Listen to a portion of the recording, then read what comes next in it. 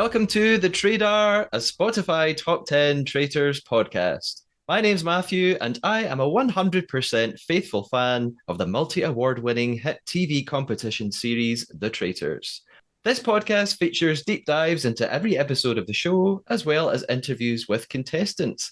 And this season of the podcast is dedicated to season 2 of The Traitors US. As well as podcasting, I also work in the development department of an unscripted TV company, and I write fiction and poetry and various other things. And my co-host for this season is David Bloomberg. Hello. Yes, I'm David Bloomberg, and I'm a 100% traitorous fan of the show.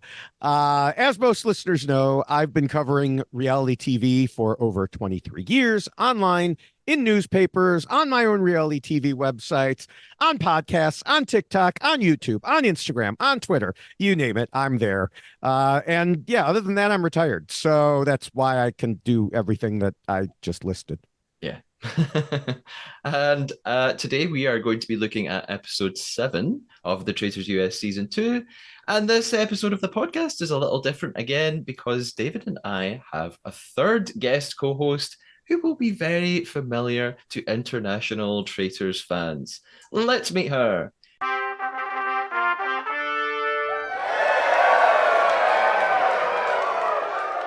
We are joined today by Melissa Best, or perhaps I should simply say Melissa B, an actual traitor from season 1 of The Traitors Canada.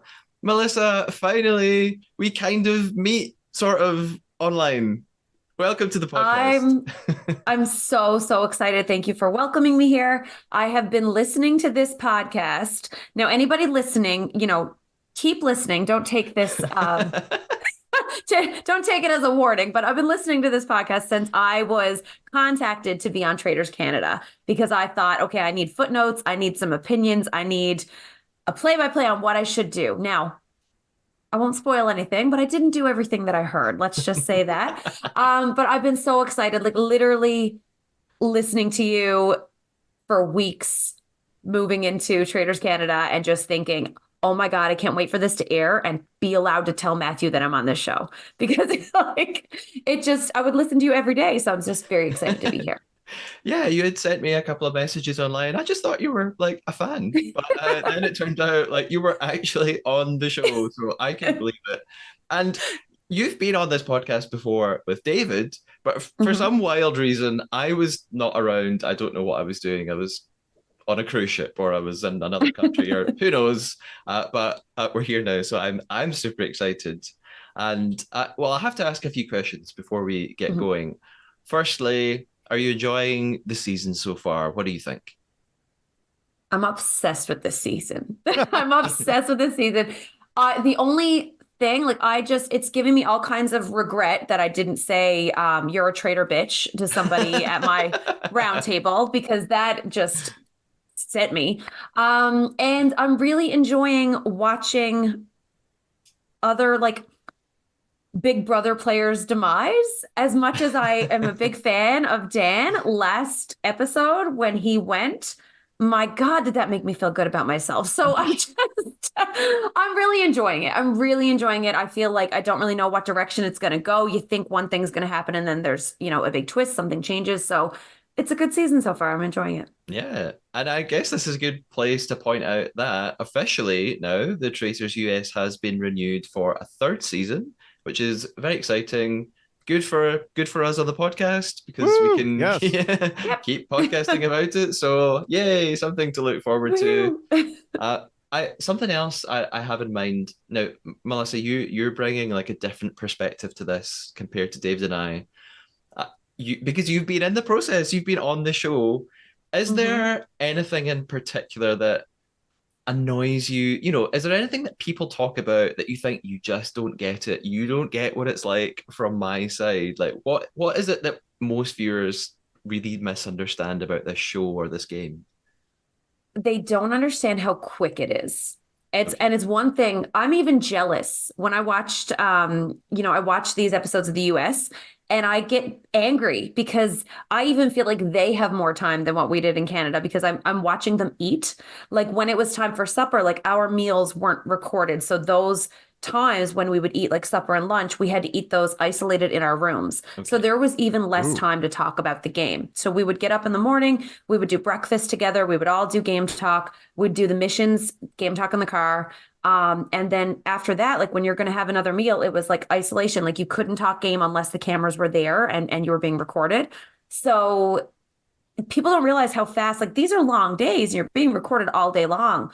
But to try and build relationships, and especially when your name comes up as a potential banishment, to try and save yourself once your name is in somebody's brain and you can't have these one-on-one conversations. Like, I don't think, like, people, God love Dan, he tried, but I don't think people realize how quick these days go by and how little time you actually have to have meaningful conversations with people. And you can't duck away to like do a one-on-one somewhere because people, as we've seen in this recent episode, people are like, why do you have the door closed? Yeah. How come we can't come in and talk to you? Right. So that's one thing that's frustrating is when you're there, it's just so quick and you have no time to make a decision or talk to people, build relationships. Yeah, that's a really interesting sort of thing to keep in mind. And I'm sure you will have many more of these insights as we talk about this episode. Before we get there, Melissa, we have a game to play that I know you know well, but I'm going to introduce it for the sake of the listeners. It's time for the Trader Traitor. Our not so secret mission from here on in is to tell a lie to one another. The lie has to be a fabrication or a made up fact, big or small, about the traitors, about ourselves, or anything else. For example, I could lie and say that the fire pit in the woods segment of this episode had to be created at the last minute because the banishment room had been accidentally burned down by the UK cast after their finale episode. However, I couldn't lie and say this was my favorite episode of the season so far. That would probably quite obviously be a fake opinion. So we're looking for fake facts rather than fake thoughts and feelings. Again, we are, because there are three of us today, we're going to do a triangle of detection. So at the end of the episode, we will guess one another's lies. I will guess David's. David will guess Melissa's. Melissa will guess mine. If the first guesser is wrong, the remaining person has the chance to swoop in and make a second guess. Are we all ready to betray one another? Yes, and I just want to thank you for, allowing me to guess Melissa's because I'm just going to watch her eyes. I'm just watching her eyes, and the slightest hint of wet eyes, I'm going to know she's lying. I'm looking for my sunglasses. Where are those glasses? I would like to say thank you for the opportunity to lie again and redeem myself. So I'm excited, but nervous because if I do bad at this, like my acting career is it's done. We'll see how it goes, and our game begins now.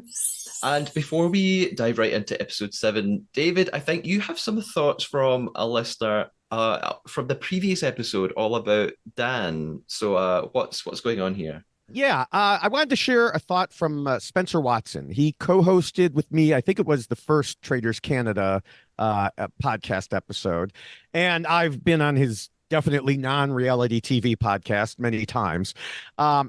He brought up a point to me that I had not heard elsewhere, at least. Now, do I listen to every podcast? Do I? No. But usually if there's some brand new idea that, someone will mention it in all the various places that I am, or one of them. And it goes back to what the Traitors should have done the previous episode when Dan pushed them to go after Bergie. Spencer notes that Peter, in telling them that he had that he had won the shield, was either obviously telling the truth or lying. So the best move would have been to target Peter himself, because Parvati was like, he's obviously lying, and Dan should have realized that it was an obvious trap too. We talked about that previously. So if Peter was indeed lying, okay, boom, he's gone. We don't have to worry about him anymore. And so it would have been also very amusing to see the trap spring back on him because of what a bad trap it really was. But even if it turned out he was telling the truth, okay, Then he walks in and says, the traitors tried to target me. I told Dan, Parvati, and CT that I had won the shield. So obviously it wasn't one of them. Yeah. And so either way, they benefit greatly. So they should have just targeted Peter. And I can't believe that this is the first I've heard of that. I mean, Spencer's a smart guy, don't get me wrong. But I just can't believe that, like I said, nobody else had brought this up. Yeah. I had not, that hadn't crossed my mind at all. That's a genius move. But I guess all I can say is, and I'll probably talk about this later at some point, it's connected to what you said a few minutes ago, Melissa, that maybe, it all happens so quick. Maybe you don't have the time to really think these incredible things through. So maybe it just doesn't occur to you in the short space you have. So that's exactly what my thought was, because when this was going down, I was like, that's so stupid. That's stupid. Why would you kill Bergie? Like, don't murder Bergie. Again, Peter said he had the shield. Mhm. I honestly, David, we need to talk after every episode, because that was the thought that I had. If they go ahead and just try to murder Peter, if he really does have the shield and he's not lying, well, it makes them look more faithful because there's so much heat on them. But in the heat of the moment, all he knows is Bergie said he's going to write my name down. I need Bergie gone. And there is this bit of panic that sets in because you don't have time to talk to everybody. You don't know if you have numbers or if you're missing numbers. You don't know who suspects what. So all you know is that your name is being said and that there's a guaranteed vote for you. So I think Dan was thinking, okay, if I get Bergie out of the way, then I don't need to worry about him poisoning everybody tomorrow, not realizing that, oh, there is, I guess he did realize that there was a chance that Bergie had a shield, but you just don't have enough time to sit down and weigh the options. Like when they say bedtime, and everybody goes up over the stairs. Yeah. Literally, once your bedroom door closes and all the bedroom doors close, that's when they grab the traitors. Right. So like everybody kind of wonders how the traitors get around at night. Yeah. Once everybody goes to bed, the traitors come out at night. Literally once all the doors are closed. So like it's not like he could even go back to his room and then sit quietly and think about it for a little while before he had to go to Traitor's Tower. Like it was, and I know it was immediate after that round table after the round table. So it's just, I just honestly think it's just not enough time, which makes it so crazy because chaos is super entertaining. But I think that's where the downfall was for Dan. I just don't think he thought it through. Yeah. Yeah, that makes sense to me. But it's still an amazing, if someone could have pulled it off, it could have been so good for the traitors. So Right. I wouldn't have thought of that, but Spencer should go on the traitors, basically. Yes. Yes. He should apply for the Traitors Canada too. Mhm. There we go. Mhm. Yes. Now we need that renewed soon. Yeah. What are they Let's waiting get for? the news of that. Yeah. Yeah. Now, we do have some more questions and comments from listeners, but we'll probably come to those a little bit later on. For now, I think we are ready to dive into episode 7 of the Traitors US Season 2.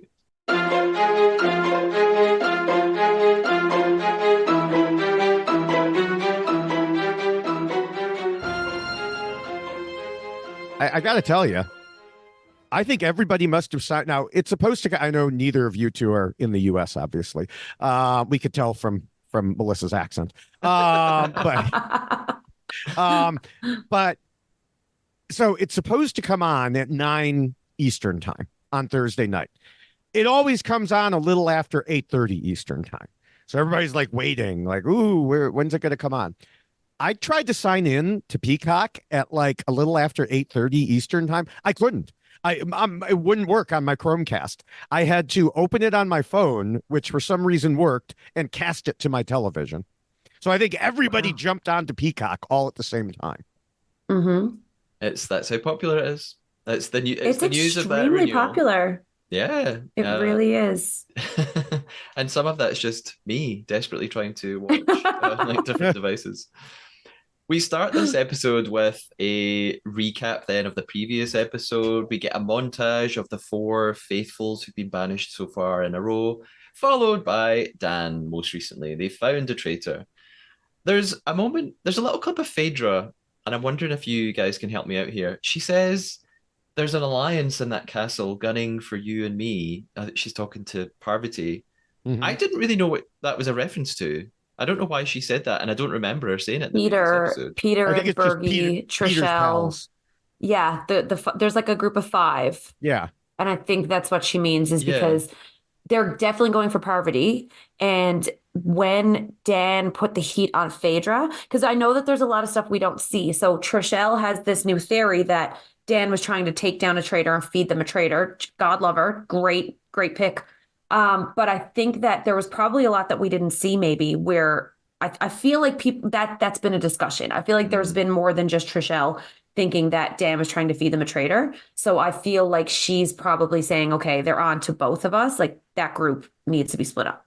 Yeah. Okay. Yeah, I saw something online that said I either Peter or Bergie said, yes, I also think Phaedra is a traitor, but let's not worry about her now at the round table. Okay, I see. And it was cut. Yeah. Okay, that sort of pieces it together then.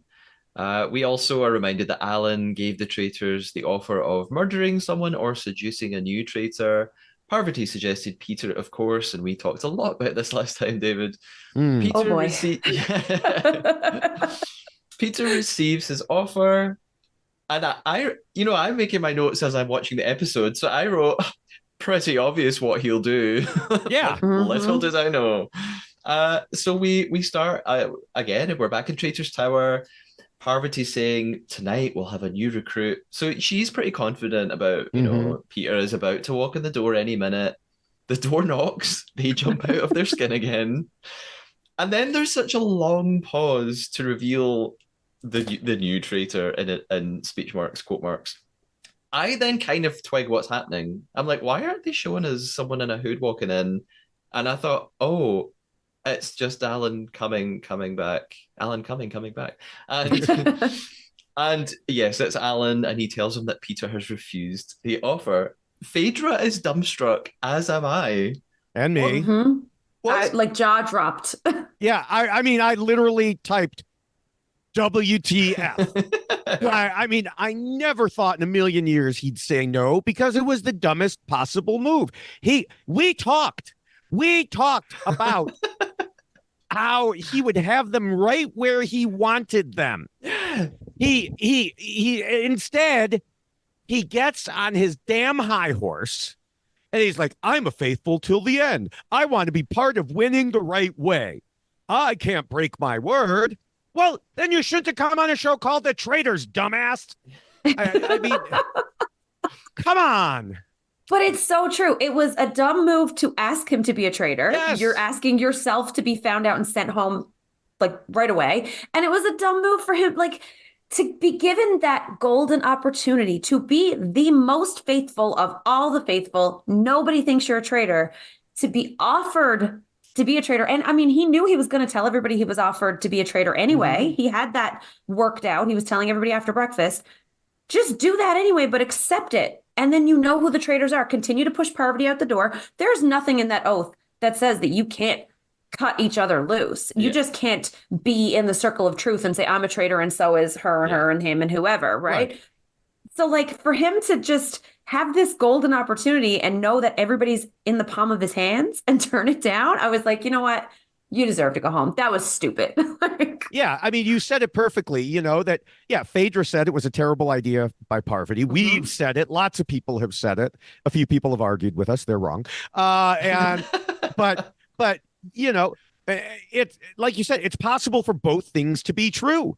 In fact, one reason it was a terrible idea for Parvati was because Peter should have accepted it. Exactly. And so by not have accepting it, he screwed up too. And I want to talk about Peter for a moment here, because I think when Peter got Dan out, some people started to view him as like a mastermind. And he's not. Okay. When he set his traitor trap, it was an obvious trap. We just talked about that earlier. It was an obvious trap that no one should have fallen for. Parvati was like, it's obvious for these reasons. And Dan's like, well, I'm going to walk right into it anyway. And so he's tired. He's been retired for a long time, I guess, and it's not like Peter was some genius, although he seemed to think that he was. And him refusing to be recruited just emphasizes that. A smart player would have accepted it and done what we have said he should do, turn his alliance into a weapon against the other traitors. But no, Mhm. no, he wasn't going to do that. So anyone who thought that Peter was a strategic genius, including Dan, you're wrong. He's not. Mhm. He's bad. Yeah. I also think it's the first of a couple of really bad moves he makes in this Yes. episode, and I'm Yes. I'm sure we'll get there. Parvati actually takes the words right out of my mouth because she says, "What a dummy!" I guess he doesn't. Yes. I guess he doesn't want to win that badly. And I thought, Exactly. yeah, you've just turned down like an amazing chance to win because traitors can't be murdered. So if you become a traitor, you're like taking away half of the chances to be gotten rid of. So yeah, But he can't you said lie it. to people. I'll have more thoughts God on that later. forbid. As yes. He can't. It's a sin. You Yeah. can't lie. That's awful. It's so Oh, bad. oh, Peter. Maybe he's a bad liar. Maybe he's like, I saw Mel B. I'm not going down that road. I Yeah, can't be a traitor. I'm a maybe. terrible liar. Let's just keep rolling with the truth. Could be. He does have a very Christian name, Peter. So maybe he's sticking with God. Yeah. Uh, Yeah. Leave him alone, David. No, no, I will not. I could just imagine him on a plane, like he's flying a plane and something goes wrong. And someone and the passengers are like, "Are you going to be able to save us?" And he just goes, "No, we're all going to die." I can't lie to you. Oh God. Well, speaking of dying, Yeah, there will be no murder tonight, yeah. of course, because that option has been taken away from the traitors. Parvati Awful. says, she says it's not a good look for me. And Phaedra says it's going to be your last meal. Yeah, I know. yeah, I know. Brutally honest. It was so I love Phaedra. Yeah. I like she is so good in this role. I don't think she's gonna win the game, but my God, is she entertaining. I really enjoy watching her on this in the show. Hmm. Yeah, lots of comedy gold from her at every possible Yeah. turn. Parvati then says that you know what she'll rise from the ashes. I as a British person, I can't handle when people talk in like rousing metaphors because to me, I'm just like no one talks like that. So it makes my skin crawl. So when she's just like I'm Doesn't gonna be a phoenix, I'm like, well, doesn't the one British guy on the show talk like that all the time? that's he's not like the rest of us. Okay, Okay. Yeah. he's John is his own thing. I don't understand him either. Anyway, at breakfast, then Phaedra and Bergalicious arrive first, and best name ever. He should start a burger chain like called Burgerlicious or something. Burgerlicious. Yeah. Uh, Genius. Phaedra keeps talking about Parvati's decision being the worst decision ever, and I kind of thought, well, it was a joint decision, like she's blaming it all on Parvati, like, oh, why did Parvati do that? And I'm like, well, you didn't do anything about it. You kind of let her. So, Well, but I But I think that think I mean, Phaedra was I'm sorry, David. go ahead. Go ahead. No, I was just gonna say, I think that she's looking at like, wow, Harvey, that's stupid, but it's stupid for you. I don't think it actually affects Phaedra if Peter is or isn't a traitor. Because he's still probably even going to be more suspect than Phaedra. Phaedra is very, very under the radar for the most part.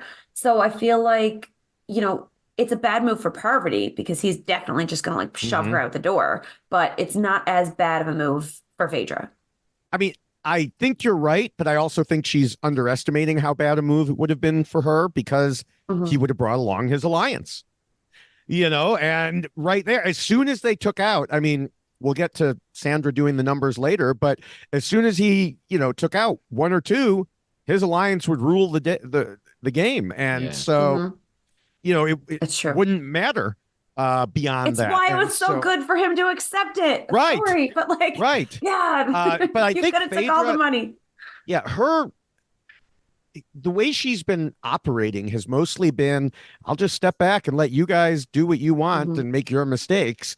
But sometimes she doesn't realize they blow back on her too. Yeah, Yeah. that's true. At breakfast, then Bergie thinks that one of his gang is going to be murdered before everyone else arrives. We've then got Kate, Sheree, and MJ. And by the way, my middle initial is J. So I am also MJ, but my last name is starts with a K. So I'm also MK. And in Australia season one, there was also an MK. So I am being represented by MJ and MK.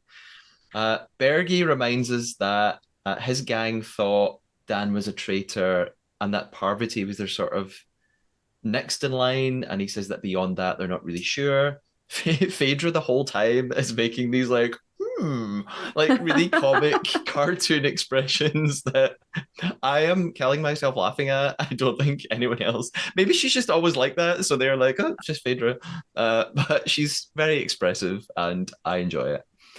Parvati then arrives, and she we get a little interview clip of her saying, "I don't know if Peter's going to tell everyone about the recruitment." And when I was watching that, I'm completely wrong here because I was like, of course he's going to tell everyone. I thought it was so obvious that he would come in and announce it. Of course, he then doesn't do that. Mhm. And she thinks that he'll be painting a target on himself, whatever he does. I'm not totally sure why she thinks that. I don't know if why. I think Maybe you can at help me out. breakfast, she painted a target on herself. Like the whole time during breakfast, I just kept saying, shh, stop talking. No, Parvati, give it up. Yeah, Stop saying that. Like she was very much making it obvious that Peter was the one who got the letter and that she gave it to him. Like if I'm sat at that breakfast and this exchange is going on with Parvati and Peter and he's staring at her and she's like, "Did you get it, Peter? Was it you?" Like she's trying to coax him into saying it. And I was just like, this is a bad look. Like I thought that was the end of her game at breakfast. yeah. I had thoughts as well about how she behaved at breakfast because she, like you say, she was sort of almost winking at Peter, like, "Oh, hey, you're back." But I thought she should have done a couple of things. I thought she should have acted like before he arrived, acted like, well, Peter's going to be murdered because they're going to frame it on me. And Mhm. then when he walked in, pretend she's totally shocked to see him.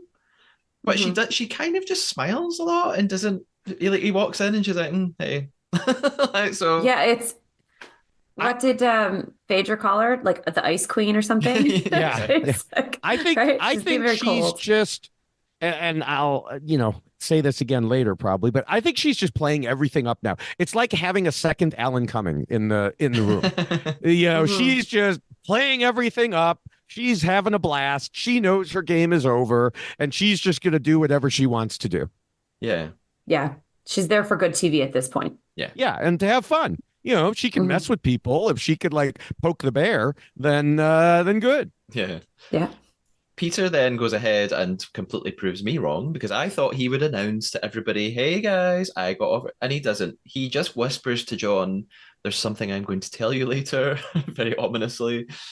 Trishelle and Kevin are the last to arrive, and of course, both of them arrive. So everyone is a bit confused at Hmm. first, but then they conclude, okay, there's been a recruitment. Well, I just liked Kevin was like, "What happened?" And Kate says, "No one was murdered." Thank you for stating the obvious, Kate. That was, thank you. Yeah, I love Kate. Uh, She's very entertaining. yes. Eh. Uh, David's not as big a fan, but Peter still says nothing at this point, and I don't know why. Well, I do know now, because he wanted to like set his plan with Peter's pals, which we'll come to. Mhm. I wondered if he was waiting to see if Parvati would mess up before he had the chance to say anything. Like I thought he thought maybe she'll do what you were saying, basically, Melissa. Like she'll slip up before I even need to say anything. I'm not sure. I think Alan, he only trusts his alliance, yeah, period. Yeah. And so he didn't want to bring it up in front of everyone. He just Mhm. wants to, talk to his people. yeah, I which think it does make better sense. I mean, we've seen what happens when somebody stands up at breakfast and says, "I've been recruited.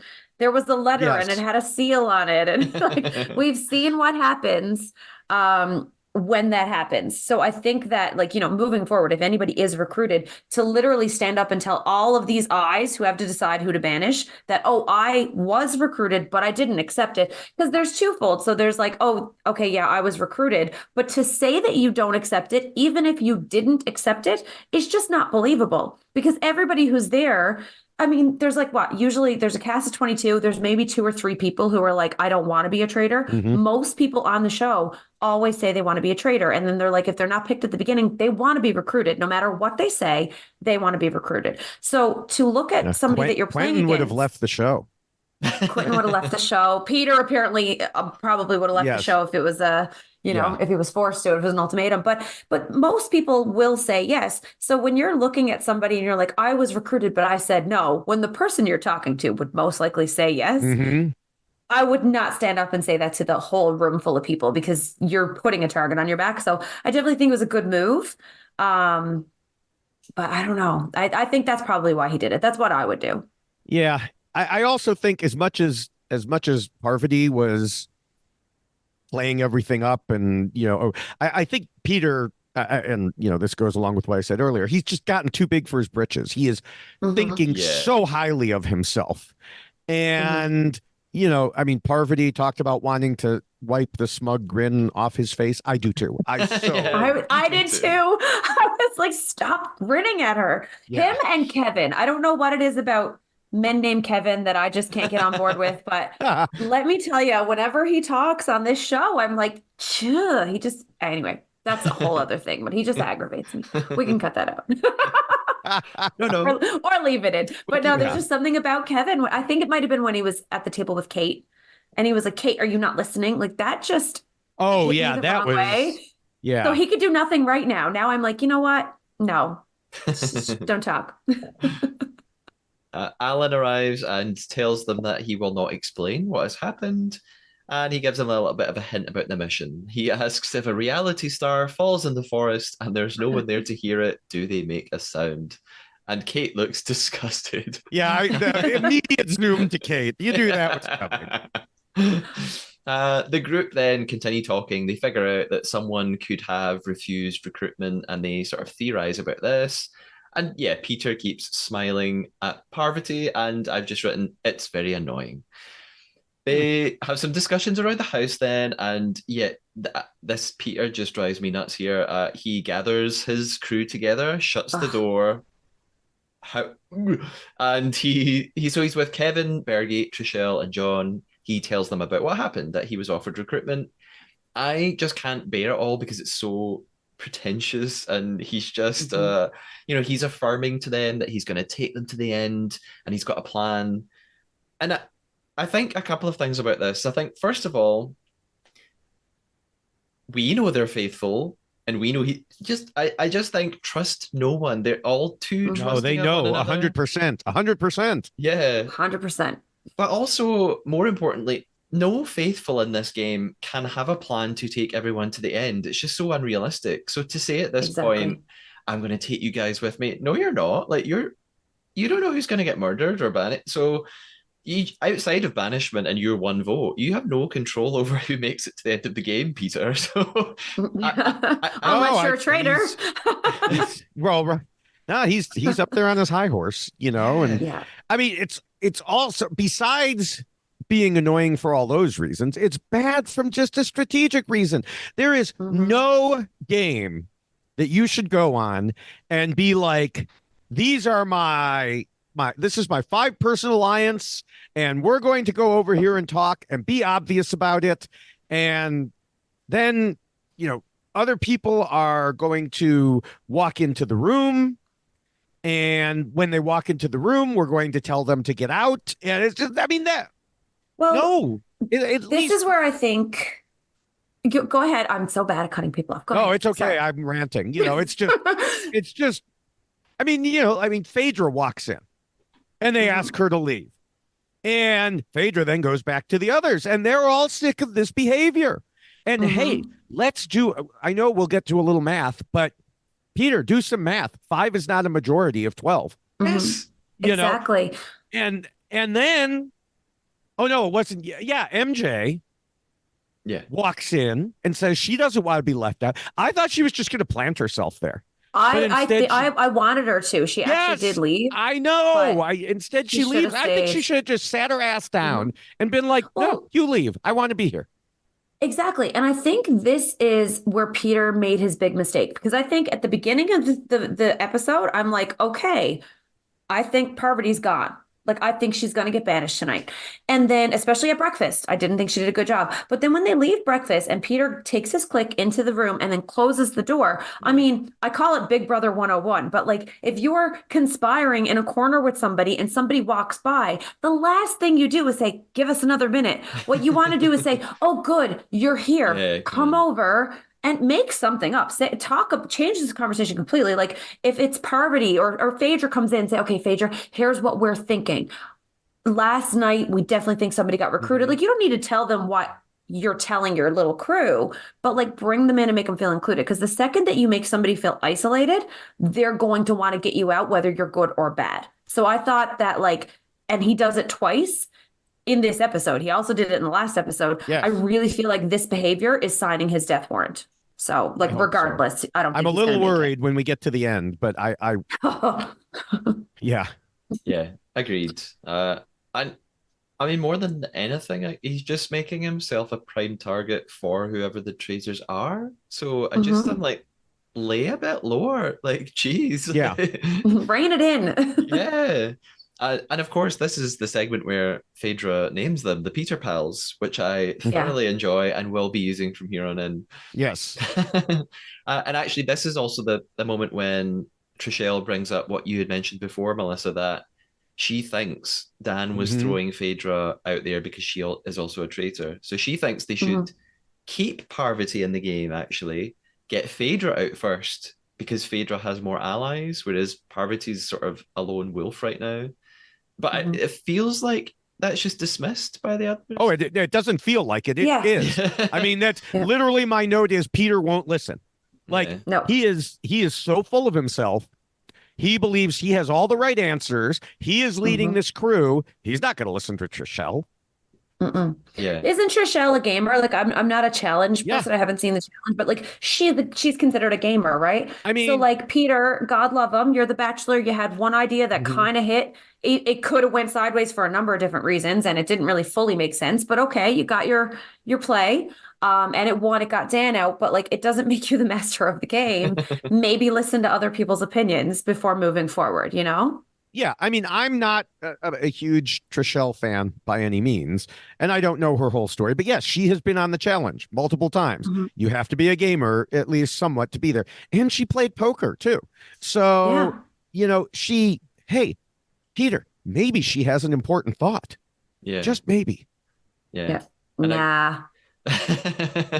what does she know? Come on. Dumb woman. Like obviously I'm being Peter. Yes. Yes. And I get David, it also, again, I've mentioned this before, it reminds me of your rule about Survivor. Peter's pals are not playing the social game. That's my Correct. Mhm. note, my final Yes. note here. So then we've got a segment which I thought David will be living for this because Yes. Sandra goes deep into strategy mode and she uses like snooker balls to illustrate her thinking. She's saying that there are five of the Peters pals, and then she lays out another five, and she's talking all about how look, in terms of numbers, if they get rid of one of us, it's sort of game over. Although I don't totally understand because there are more than five people. It's not really five versus five; it's five versus seven. Because in the Well, room that's at what the she said. time, She Yeah, had she did five say versus that. seven. okay. Yeah, because Um, she said our alliance has more if we right. all band together and get out. She Like we can start kind of getting them off one by one. Okay. What she said, the five versus five came if we allow if her group allowed Peter's pals to banish someone and someone in Oh, her okay, group I got see. I murdered see. because at this Yeah, moment she still believes Peter is a traitor Yeah. right. and leading this group, which would be an amazing move if he were. This is exactly what a traitor should be doing. Should- Sorry, Melissa, And that he wasn't could have meant. been. And He could have been. He was so set up. yeah, What could have and been? It's just yeah, that. right. And so, I mean, she even said, I think Peter is a traitor. He causes chaos. He does more harm than good. And, and yeah, everybody outside of Peter's group should have seen the need to vote as a group. They all should have independently come to the realization, hey, they've got a 5-person alliance. They're going to pick us off. But too many people in this game still think of it as faithful versus traitors Mhm. instead of me versus everyone else. Mhm. which is what it should be. And when it comes to me versus everyone else, you have to have an alliance, or Yeah. you don't have to, but it's best to have an alliance. You need to have people who you can trust. And so, I mean, obviously, Sheree is not thinking this way. I'm still not convinced Sheree knows what show she's on, but um, so that's why it was good for Sandra to like go into depth using now you called them snooker balls. I feel like I had a conversation the week you weren't here. And it was so me and another American trying to figure out what snooker is compared to billiards. Yeah. We also talked about whether or not it was billiards or snooker. Oh, maybe it was you and me then. Okay, I couldn't remember. So you called it. You sounded authoritative when you said it was a snooker ball. So well, I think pool balls have got like stripes. Some of them are striped. Yeah. yeah. So I think these are snooker. Okay. They were like Again, all the same color. me and sport There was like are 6 not. red ones. I'm not the best Okay. person to ask about this. Okay. Sorry for that tangent there. But yeah, so Sandra had to stand up and explain it to them. And as I'm watching, I wrote, now I just really, really hope they all listen and follow through. Of course, not knowing what was later going to happen. Sure. But twist. it was amazing. It was, anyone who hasn't seen Sandra in action before, this is her literally moving the pieces around and saying, this is what we need to do. Yeah, it's really clever. And she even has a she has a really sad name for her group. She calls them the Leftovers. The Leftovers, which is funny because usually, I mean, there have been a number of leftover alliances throughout many shows over the years. Different people have called themselves that. As a matter of fact, on the most recent Big Brother, the one that Cherie was on, one thing that got a guy out was he made a comment to another player saying, well, we got together and you were just kind of left over. Yeah. And so then that person brought it back to her ally saying he called us leftovers. We're just leftovers. And so the whole thing, and he insisted he never said that. But of course, it's US Big Brother. So we had the feed and, there was a big debate. Is it the same thing? But so he, this is not the first time that an alliance has been called the leftovers. The difference is you don't normally have the majority of the group being called the leftovers. Normally it's the minority. Yeah, but that's Peter's pals also have another name because they're also the most faithful of the faithful. So they've got yes. different names going on here. They're holier than thou. Yes, that is the better. Yes, the better. Yeah. Way. At this discussion as well, Parvati tries to steer the strategy towards Peter. I mean, I guess Sandra was doing that too, but she sees her moment to jump in. So she's like, yeah, also, why at breakfast was he suddenly suggesting that I'm not traitor when he's been saying I'm a traitor this whole time? That's really suspicious. And she sort of reiterates, look, we all need to stick together and we all need to vote out Peter tonight. So, I mean, and at this point, again, I didn't know that there wouldn't really be a banishment this episode, but I was starting to think, if this works for the 5th time in this episode, I'm going to be dumbfounded. So I was kind of expecting a big surprise, but hey, not really to be just yet. The excitement building on Twitter. I mean, I was a little behind on Twitter. So because, some people started a couple minutes earlier than I did because I had to cast it. And also because it's a lot easier to get my clips for TikTok and stuff if I just recorded at the time. Other situations I've been like, oh, I'll just remember what time it is and then go back. That's really annoying to do. So now if it's not super live like it is, when I'm watching Survivor, I'll just, record the clip then. And then, so people got ahead of me. So when I caught up later, you could see the excitement building, like, oh, this is going to work. Sandra's pulling it together and Parvati's on board and this is going to work, which only makes what happens later even worse. Yeah. I was really impressed with Parvati here. I remember being like, she just brought herself back from the dead. Like she was a walking target. She was going out tonight. And then I'm thinking like, well, first of all, super impressed with Sandra. I'm not a Survivor person. Like this season coming up, 46 or 47, whatever it is, it's going to be the first season I watch. So I've never seen these girls in action, but watching the way that they came out in this scene, I was like, okay, I'm starting to understand why they are here on the Traitors and why they've got their reputation. So I was getting really excited and really hopeful that maybe Parvati is going to just kind of like come back from the dead. Um, only to be disappointed, but it is what it is. But I was very impressed with this move. I think that she's definitely got the chops to, if she wasn't such a suspect, she would have had the chops to go all the way, but it's a bit Yeah. hard at this stage. And I do want to bring up also, why on earth would Peter say, well, maybe you're not a traitor? Why, why would he say, besides looking suspicious, which Parvati immediately jumped on that, which normally you don't have someone saying, oh, so now you're telling me I'm not a traitor. You'd be like, oh, good. Why does he do that? I don't understand. It's like he thinks again, does it go back to him thinking so highly of himself that if he says this, he thinks he's just going to automatically convince her and so she'll be unsuspecting? I don't know. I think And he wants to work with her. Yeah. I don't know if I'm jumping ahead, but like, I think we should work together. What the F was that? I was like, what is this man saying right now? I think we should work together. She tried to get you to work together. If you really wanted to work together and it's her, you would have accepted it. Like, I just thought that was so strange. I mean, the only conclusion I could come to is, again, he's just got such a high opinion of himself. Yeah. That he thinks, oh yeah, I'll just be able to do that. Yeah. Yeah.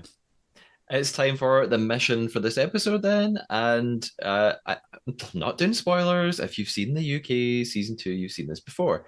So with a couple of differences. So the pairs will be easier walking... questions. Well, not the first one. The first one was identical. No, yeah, but the rest. And I of them, still don't know the name of those damn woods. Me neither. Darek. Anyway. You have to just go a lot. I feel that's offensive to my Scottish people, and I'm very upset. So the pairs they'll be in pairs walking through the woods, trying not to get caught in traps. Each pair will be carrying a bag of money. If the bag gets caught in the trap with a player, it's out the game. There are also 2 shields available, and yes, they'll be answering questions along the way to lead them on the right route. We had this discussion before. Yes. Whichever 2 people are the fastest through the woods will also be able to win one of the shields. Well, 1 or 2 people. It depends. Whichever team. Yeah, whoever's left. Yeah. And they don't. At least they. One difference between here and UK is in UK they had to gamble for it. Yeah. Here they didn't. Yeah. People might complain about that spoiler, David. So you be careful. So yeah, David, I can't believe you just spoiled that for everybody. My God. Come at me, bro. The pairs then are Kevin and Sandra. We have Parvati and John, Trishelle and Peter, Phaedra and CT, MJ and Kate, and Bergie and Sheree. And yes, this first question is about the name of the woods. The correct answer is Darach McDorman. Peter and Bergie are out on question 1. Question 2 is about the symbol in the middle of the round table, which 1 or 2 of them, it takes them a minute to realize what they're even looking at, which is funny. Yeah. CT, Sheree, and MG are all out on this one. I wonder if can't they see the net apparatus like very obviously set up? I wondered that too. I don't know because so I didn't get this in the UK version. I thought they went in different directions and had different traps set up. This one seemed to be one course and they all went through it as individual pairs. Yeah. Because like they had to have a time determination at the end of it. Like they didn't know who had been the fastest. So I've got to think setting up that trap time after time is going to reveal it at least somewhat, but I don't know. It may just be they didn't have a choice. They have to walk on it. That's what I was going to say. If you get to the trap and you're like, oh crap, this is definitely a net, you probably can't go back and redecide your answer. So yeah.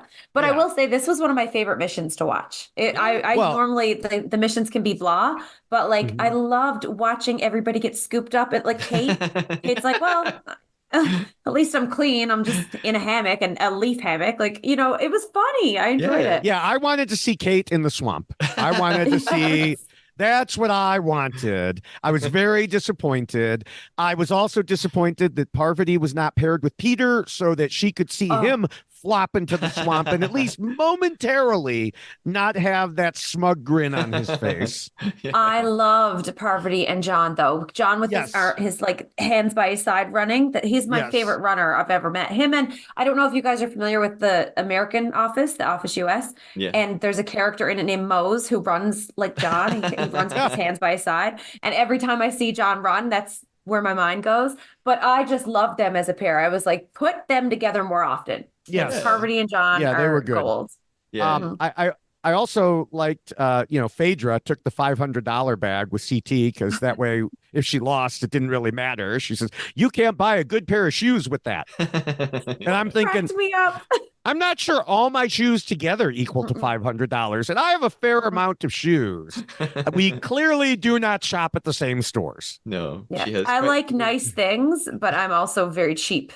So like I'm gonna get the nicest shoes Walmart can buy me, but Yes. that's like as far as I'm going. Yeah. Yes, Agreed. I have Nikes that were bought from the discount rack and Mhm, in the outlet store, mhm. so yeah, Last seasons. yeah, exactly. Oh Yeah. no. Oh no. My cross trainers are last season's Nikes. Whatever will I do? I'll be embarrassed to go out and be seen by all the other pickleballers. Yeah, that $500 would have gone really far for you, David. Yes, yes. The next question on the path, I'll try and avoid saying route, is well, there's still $20,000 in the game at this point, and it's all Mhm. about the Latin phrase that's written in the kitchen. So it's either keep your enemies close or keep your friends close.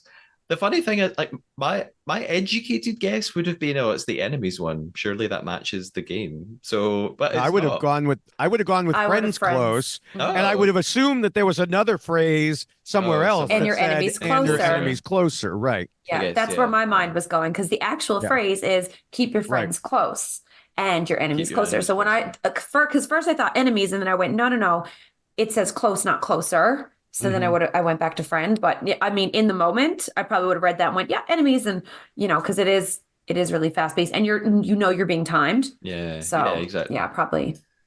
So at this point, Phaedra, Kate, and Trishelle are all out. And yes, we've got Kate's moment in the hammock, as she calls it, which Yes. made me laugh. I I was love her. surprised. I thought she would have been like furious, but she was actually like, hey, it's not too dirty. It's not that bad. I think Phaedra was mad because so like one thing about me when I'm watching these shows is I try to figure out where they cut what somebody was saying. Like I'm like that sentence was longer. And when Phaedra got scooped up, I don't know what she said. She was like, "Get me out of here," but like her voice had changed. It was not like, "Get me out of here. This is fun." It was like, "Cut me down now," or I'm walking off this set and I'm not coming back. So I just really like in that moment, I was like, I want to see this uncut. I want to see Phaedra full reaction. Absolutely. I can imagine that too. Yeah. Parvati and John and Kevin and Sandra are still in the game at this point, and they have 8,000 left in play. And the final question is about which portrait wall is correct. This, I mean, I don't know. I guess if you're looking at that all the time and you're quite visual and you sort of talk about various people, but they both pairs get it correct. So maybe it wasn't too tricky. John calls Parvati the ultimate survivor, and funnily enough, another survivor queen is in the other pair who makes it to the end. Hmm. Hmm. So they bank the $8,000, and it turns out that the fastest pair who will win the shields are Kevin and Sandra. And yeah, again, it worked a little bit differently in the UK version. Alan Now, finished. I just have to say, okay, neither this will not mean anything to either of you two, but uh, I think Matthew, we've discussed this before. Sandra is not known for her challenge abilities. Yeah, yeah, They named a whole sit-out bench after her, yeah. and so people were posting on Twitter like it finally after all these years she wins her immunity necklace, and so yes, this was finally her time. Yeah. And she celebrated. Like she was so excited. I got Oh excited yeah. for her. I was like, yes, good job. Yeah, well done. Yeah, Alan she's great. finishes by telling them that he's got a little surprise for them later on, which I was guessing all sorts of things. Had no idea what was to come. I So was thinking, well, I guess that would be a spoiler, but they did a twist in Canada. and I thought that's what we were going to get here. Like, Yeah, I was thinking of I'm like, there's no way I can explain this without spoiling, so I'll leave it at that. But that's what I was thinking. Yeah. yeah. I was thinking of things that had happened in other seasons, Hmm. but it ends up being something that I haven't seen before at all. So, Yeah. and again, this is the point where someone on, which I'm grateful for, by the way, someone on YouTube will be like, actually, in Czechoslovakia traitors, this happened. So Yeah. that's keep all the facts coming. I appreciate them. So we are back at the house then. We get a little bit in the cars. I don't think anyone says anything particularly interesting. And back at the house, CT emerges from what turns out to be this season's version of the armory, wearing a shield and a knight's helmet. What the F is going on? Oh I'm man, like, he is. was he supposed to go I'm a along? s- Well, I'm a that's what I CT fan. wonder. I Yeah, mean, I like him. they had cameras in there, Yeah, Hmm. so which was weird, but it was, the previous armory was behind the bookcase there. yeah. Hmm. So I wonder if he was just poking around and been like, where is that armory that was here last season, And he found it. But then, I mean, they don't have this house all year round, so I don't think the cameras were left over in there. Yeah, So with all the it's props. right. It's Yeah, yeah. exactly. I mean, Yeah. maybe the Yeah, person who owns the house just has those in there. Who knows? it's always there. The Yes. shield Yeah. and armory. Yeah. Yeah, I wondered like maybe they were planning on using that room a couple of episodes later, but he's Hmm. come across it, Hmm. so they're like, oh, well, we'll just shove some cameras in now or something. I Yeah. don't know.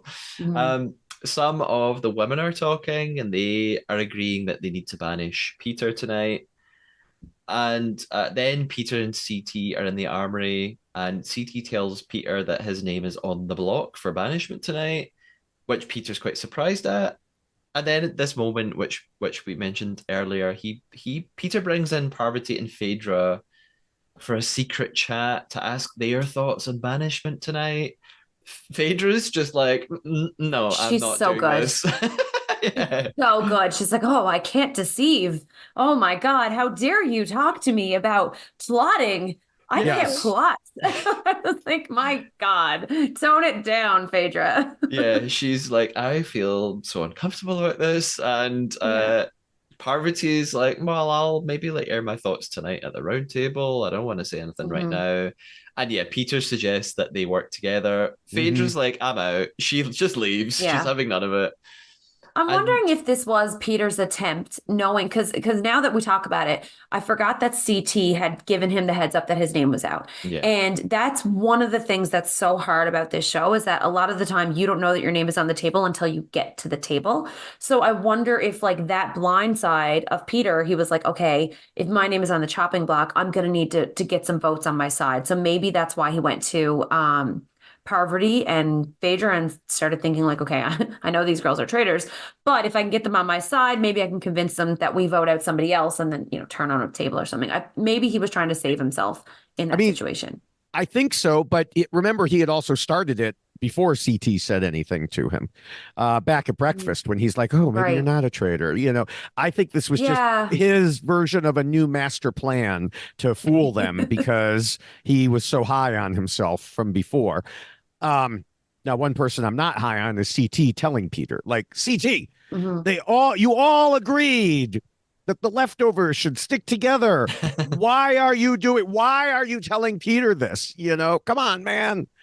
Um, yeah. so Alan arrives to give them his announcement then. He wants. boo, boo. Are you booing for Alan or booing for what is to come? Both. Alan should not be there at this point telling them anything. I Yeah, love Alan, but not in this case. yeah, I'm not really a fan of what ends up coming. So no pun intended. So he says that he wants them to meet in the woods and says, "Don't be scared." Well, maybe a little bit scared. And they arrive at this mini fire pit in the woods. My initial thought was, "Is this safe?" You're literally surrounded by trees. I mean, But safer than doing the fire pit in the round in the table house, room. sure. Hmm. Alan tells them then that there will be no round table and no banishment tonight. Boo. So I was like, oh God, well, Boo. that's okay. That's like the best part of the episode. And Hmm. he says that this evening the traitors will still murder, but that they'll decide who they want to save from murder. And only 5 players will be left at the mercy of the traitors tonight. So let me jump in here because we've already been booing. This is terrible. They have Yeah. this great setup.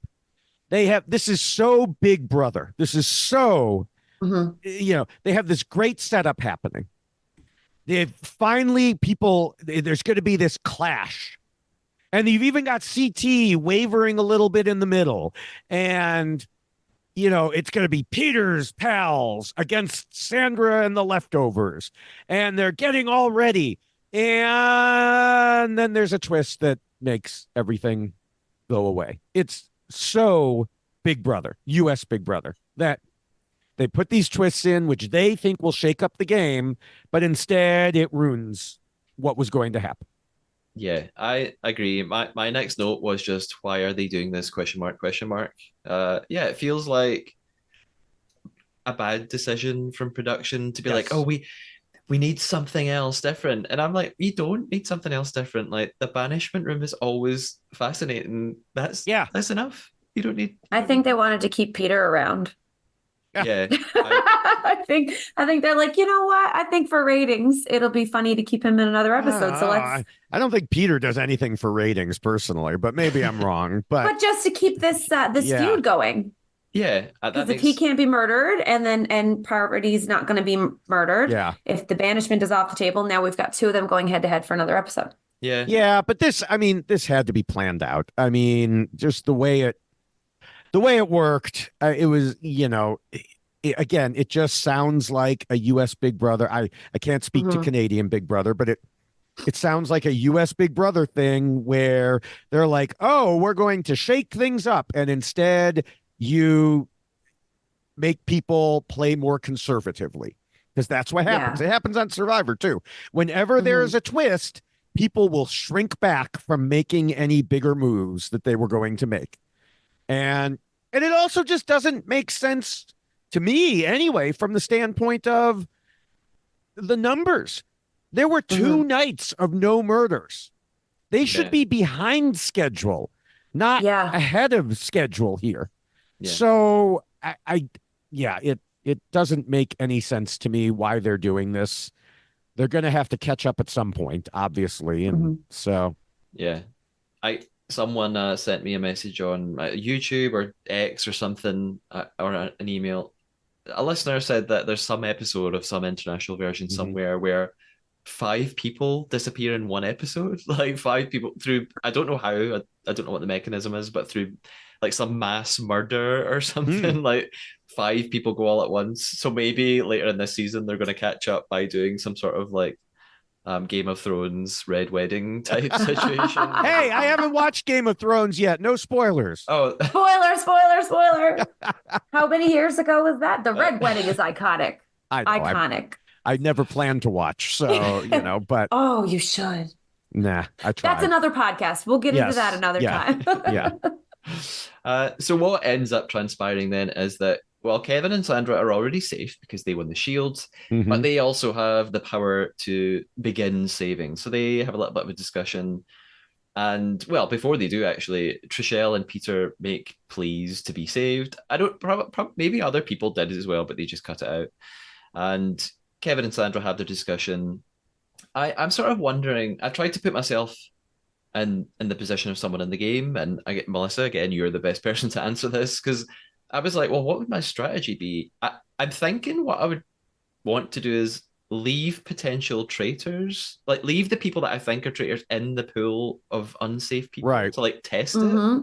Does that is that what you're thinking? Does that make sense? Well, that's what I was thinking, because when I was watching it, I was thinking about another season that did a twist where, like well, when you look at like the death row type thing. Yeah. So whenever they do death row, they usually, like, it's the traitors that put people on death row. So in this situation, this is almost more like a safety chain. Like, I'm going to have safety. I'm going to grant you safety, and you pick someone, you pick someone. So like, ideally, you would want the people that you think who are traitors to be left, so that, if one of those people go, okay, they weren't a traitor, but if those people are remaining at the end, then you can kind of narrow it down.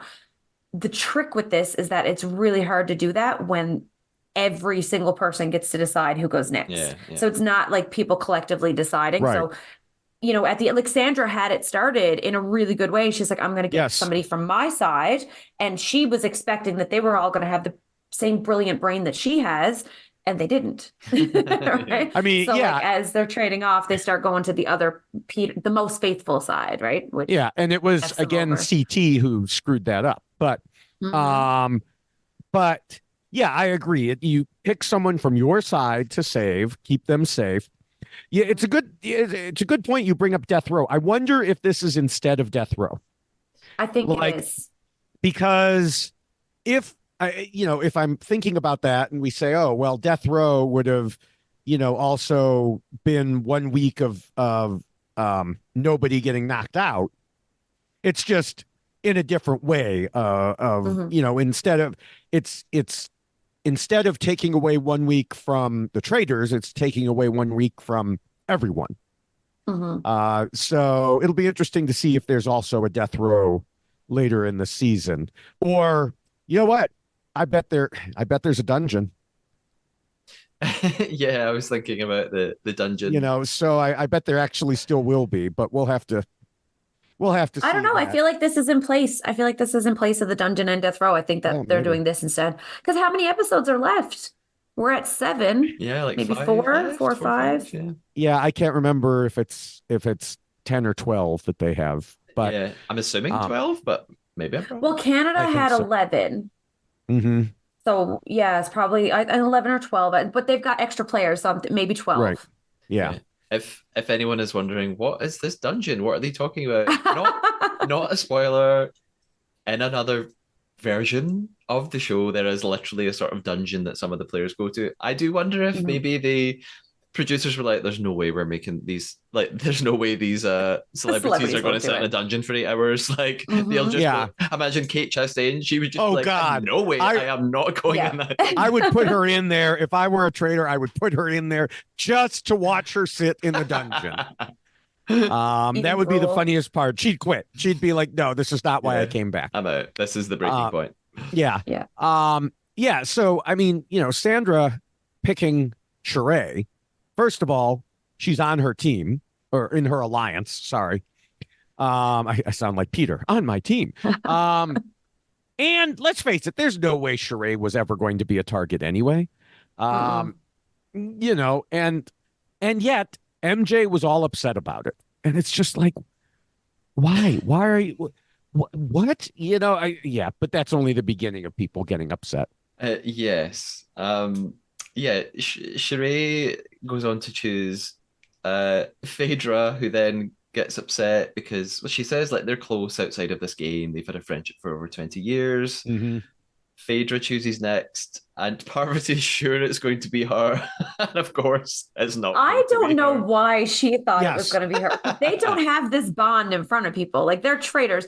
If Phaedra picks Parvati, everybody goes, "Oh, there's our other traitor." Like Yeah, it would have been way too obvious. I think that Parvati was just wishful thinking. yeah, Yeah, definitely. someone else responded to me on Twitter and said they think it was a Frankenbite. Now, I don't know that it was a Frankenbite, Mhm. but it was, although Parvati, someone else noted, did go through like a whole bunch of outfits in her confessionals just in this one day.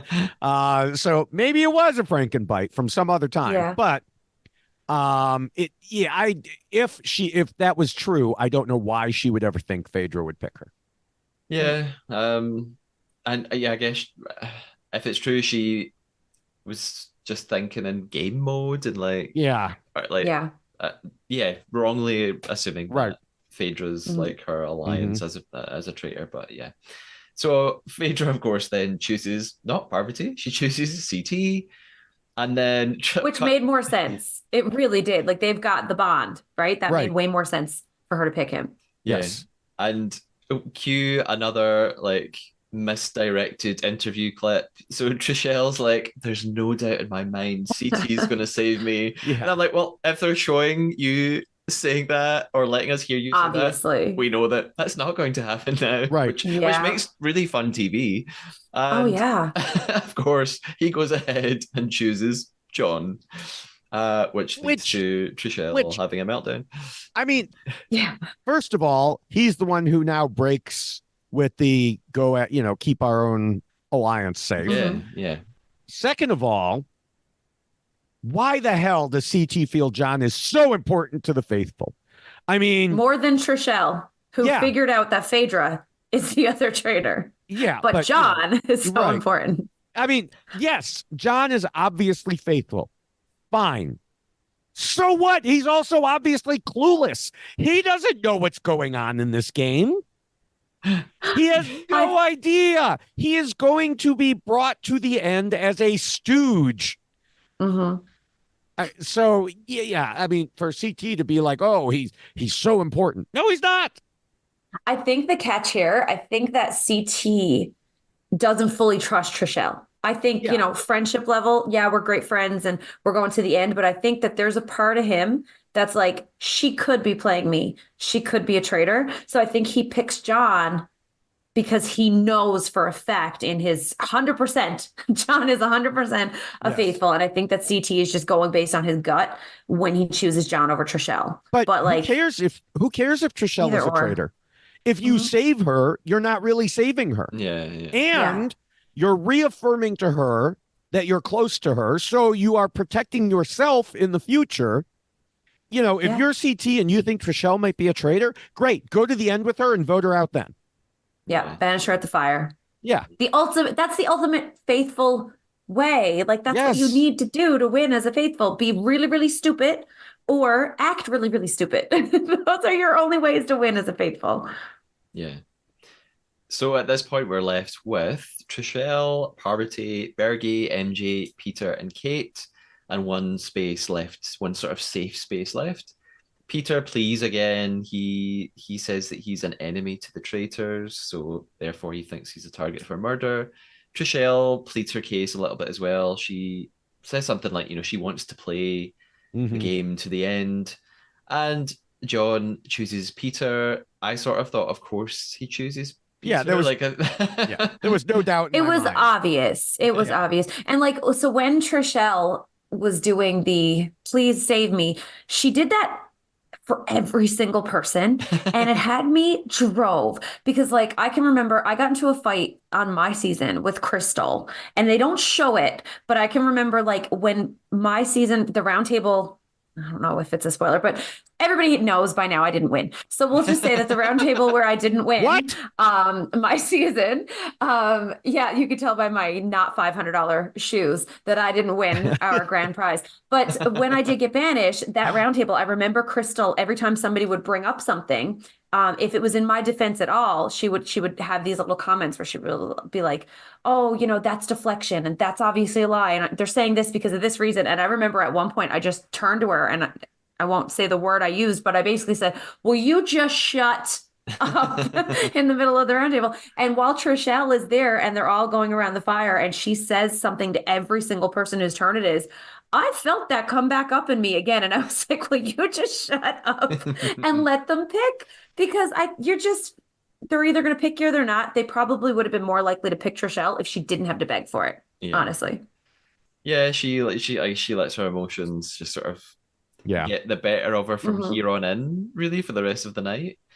Mhm. John says that he picked Peter because he is mighty clever and is forensically focused on finding the remaining traitors. Oh, because John. Yes. that's just how John speaks. Right. I enjoy him. And then who was it? Was it John or Peter who said, I have a feeling the traitors weren't too happy? I think it was Peter who said that himself. Probably. And I'm thinking, yeah, neither am I. Yeah. Yeah. Oh. We get a little bit from MJ here. She thinks that Peter looked so. I think it was MJ. It was either MJ or Sandra. I think it was MJ. Said that Peter looked so Sandra. nervous. Was it Sandra? Okay, sorry. Mhm. Sandra says that Peter looked so nervous and anxious. Maybe actually he is a faithful after all. So Mhm. she's sort of starting Yes. to doubt herself. And that means that Bergie, Trishelle, Parvati, Kate, and MJ are the 5 up for murder. Of course, Parvati isn't really because she's a traitor. Yeah, my final note on this segment was just this was nowhere near as exciting as a round table would have been. Thumbs down. Yeah, Yeah. I agree. And I Mhm. mean, yes, did it provoke drama among the players, which will continue for a little while afterwards. Yes. And that always happens in these safety chain types of situations. Any reality show that has a safety chain, they're like, oh, why didn't they pick me? And, because you always have people who are like, well, I feel really close to this person. Well, what you don't realize is that person also has a closer relationship with someone else, and you can only pick one. So guaranteed hurt feelings. Yeah. And the thing is, this show is all returning reality stars. And the fact that they brought Kate back again shows what they want is drama. Sure. And so here's provoking drama. Now, I, as everybody probably knows, don't watch these shows for this type of drama. I watch for actual strategy. And this twist derailed actual strategy in favor of drama. Yeah. I feel like you can get just as much drama from a roundtable. Like that's what I enjoy. I like seeing people yell at each other. Like one of my top 10 tier of requests is that I want every season to just release a web series of uncut roundtable footage. Yeah. 2 hours, like they were long. Roundtables are like 2-3 hours depending on what's going on. Just I'll sit down, I'll subscribe to that. I want to watch these uncut roundtables. So like the roundtables bring the drama, right? Like this segment, okay, it was a nice shot. It brought drama for later, but I definitely think that like shooting actual shots at each other at the roundtable and then somebody abruptly cutting you off and you don't know when that's going to happen and trying to get your last words in, like that to me is just peak drama. I don't think we need to revise it in any way. It's perfect. Yes. No, I agree 100%, as the show would say. You are 100% correct. I am 100%. You're not the first person to tell me that, David. Yes. I am 100% faithful in your abilities to assess the situation. Absolutely. But yeah, I don't understand. I mean, I do understand why, because production always thinks they know best, and often they don't. Yeah. And of course, that emotion carries on into the house because Trichelle's now livid with CT and gets very upset. I just don't care. It's sad to see someone upset, but I feel like so much of this is based on their story beyond this show, which I don't know. Absolutely. So I'm like, I don't, like, as a viewer, I'm like, I shouldn't have to know their backgrounds from other shows to be able to follow the storyline playing out here. So I'm just like, I can't invest in this. Sorry, Trishelle. I hope you're okay, but that's not my problem. So MJ is also furious with whoever it was that didn't pick her. Sandra. I think isn't she mad with everybody though? I think she's just mad she didn't get picked. Like she's mad with Sandra, but she's also mad at like the crew. Yeah. I mean, and then the whole Trishelle thing with, I don't want to go to him because he should come to me to apologize. Oh, yeah. And then he walks by and literally other people say, hey, you come in here because she won't go to you in front of her. Like she's not standing right there. But it's this type of passive aggressive behavior is probably the reason that he didn't pick her. Because I'm sorry, when I see somebody say something like, oh, you should come to me, you should know why I'm mad. Like, we can't read minds. If there's something going on with you that you're upset about, like the people who think that everybody should know the reason that you're mad are the most delusional. They're the most, because as human beings, we're selfish. I think about me, you guys think about yourselves. Trishelle was thinking about herself. CT was thinking about him. He's not thinking, oh, I better go up and talk to her. Like, just go tell him why you're pissed off. Just have the conversation. Let him know. No offense, guys, but he's a man. He's not going to pick up on these subtle instincts. Stop with the passive aggressive behavior and just go talk to him. Yeah, it's very like high school as well. Like, come in here. She's mad at you, and you need to talk to. And even like Peter's pals is so high school. Like, you're not cool enough to talk to us. Go away, and we'll tell you when you can come back. Like, we'll pass you a note in algebra class. You know. Didn't they say something like that to MJ? They're like, oh, we'll tell you when you go out there and then we'll tell you what we're talking about. Right. Yeah. I'd be like, just tell me now. I don't trust you. Yeah. I'm voting you out just for that. Yeah. Yeah. This discussion plays out between Trishelle and CT. Basically, she thinks that she cares more about the friendship than he does. And she also feels Womp insecure. womp. Yeah, she feels insecure about CT not thinking that she's the best player to keep in the game rather than John. And I think while they're talking, midnight, the chime strikes. And we sort of finish this segment with Trishelle thinking that she's the prime target tonight for murder. Mhm. So off we go to Traitor's Tower, and here's where Phaedra tells Parvati that she has to stop acting like an ice princess Yes. and proceeds to do an impression of her. I Parvati's so confused. She's Yeah, like, she's like, what? what? well, I mean, you have to realize Parvati has previously had a reputation for being able to flirt with a tree. Right. Okay. And so for her to be called the Ice Princess. Now, I had someone respond to me on Twitter and say, oh, no, she's always been viewed as icy. That's why they didn't vote for her to win on Heroes versus Villains. And I'm like, that's not why. But yeah, she has always used her flirting abilities. So for her to be called an Ice Princess, the funniest part I thought was that we have been seeing Parvati face through the series, and it has become a running joke online. Yes, very good. Too bad. Too bad this is not a This video is audio. because Melissa just did a great Parvati face. I've been practicing it. Yes, but if only you had that during your time.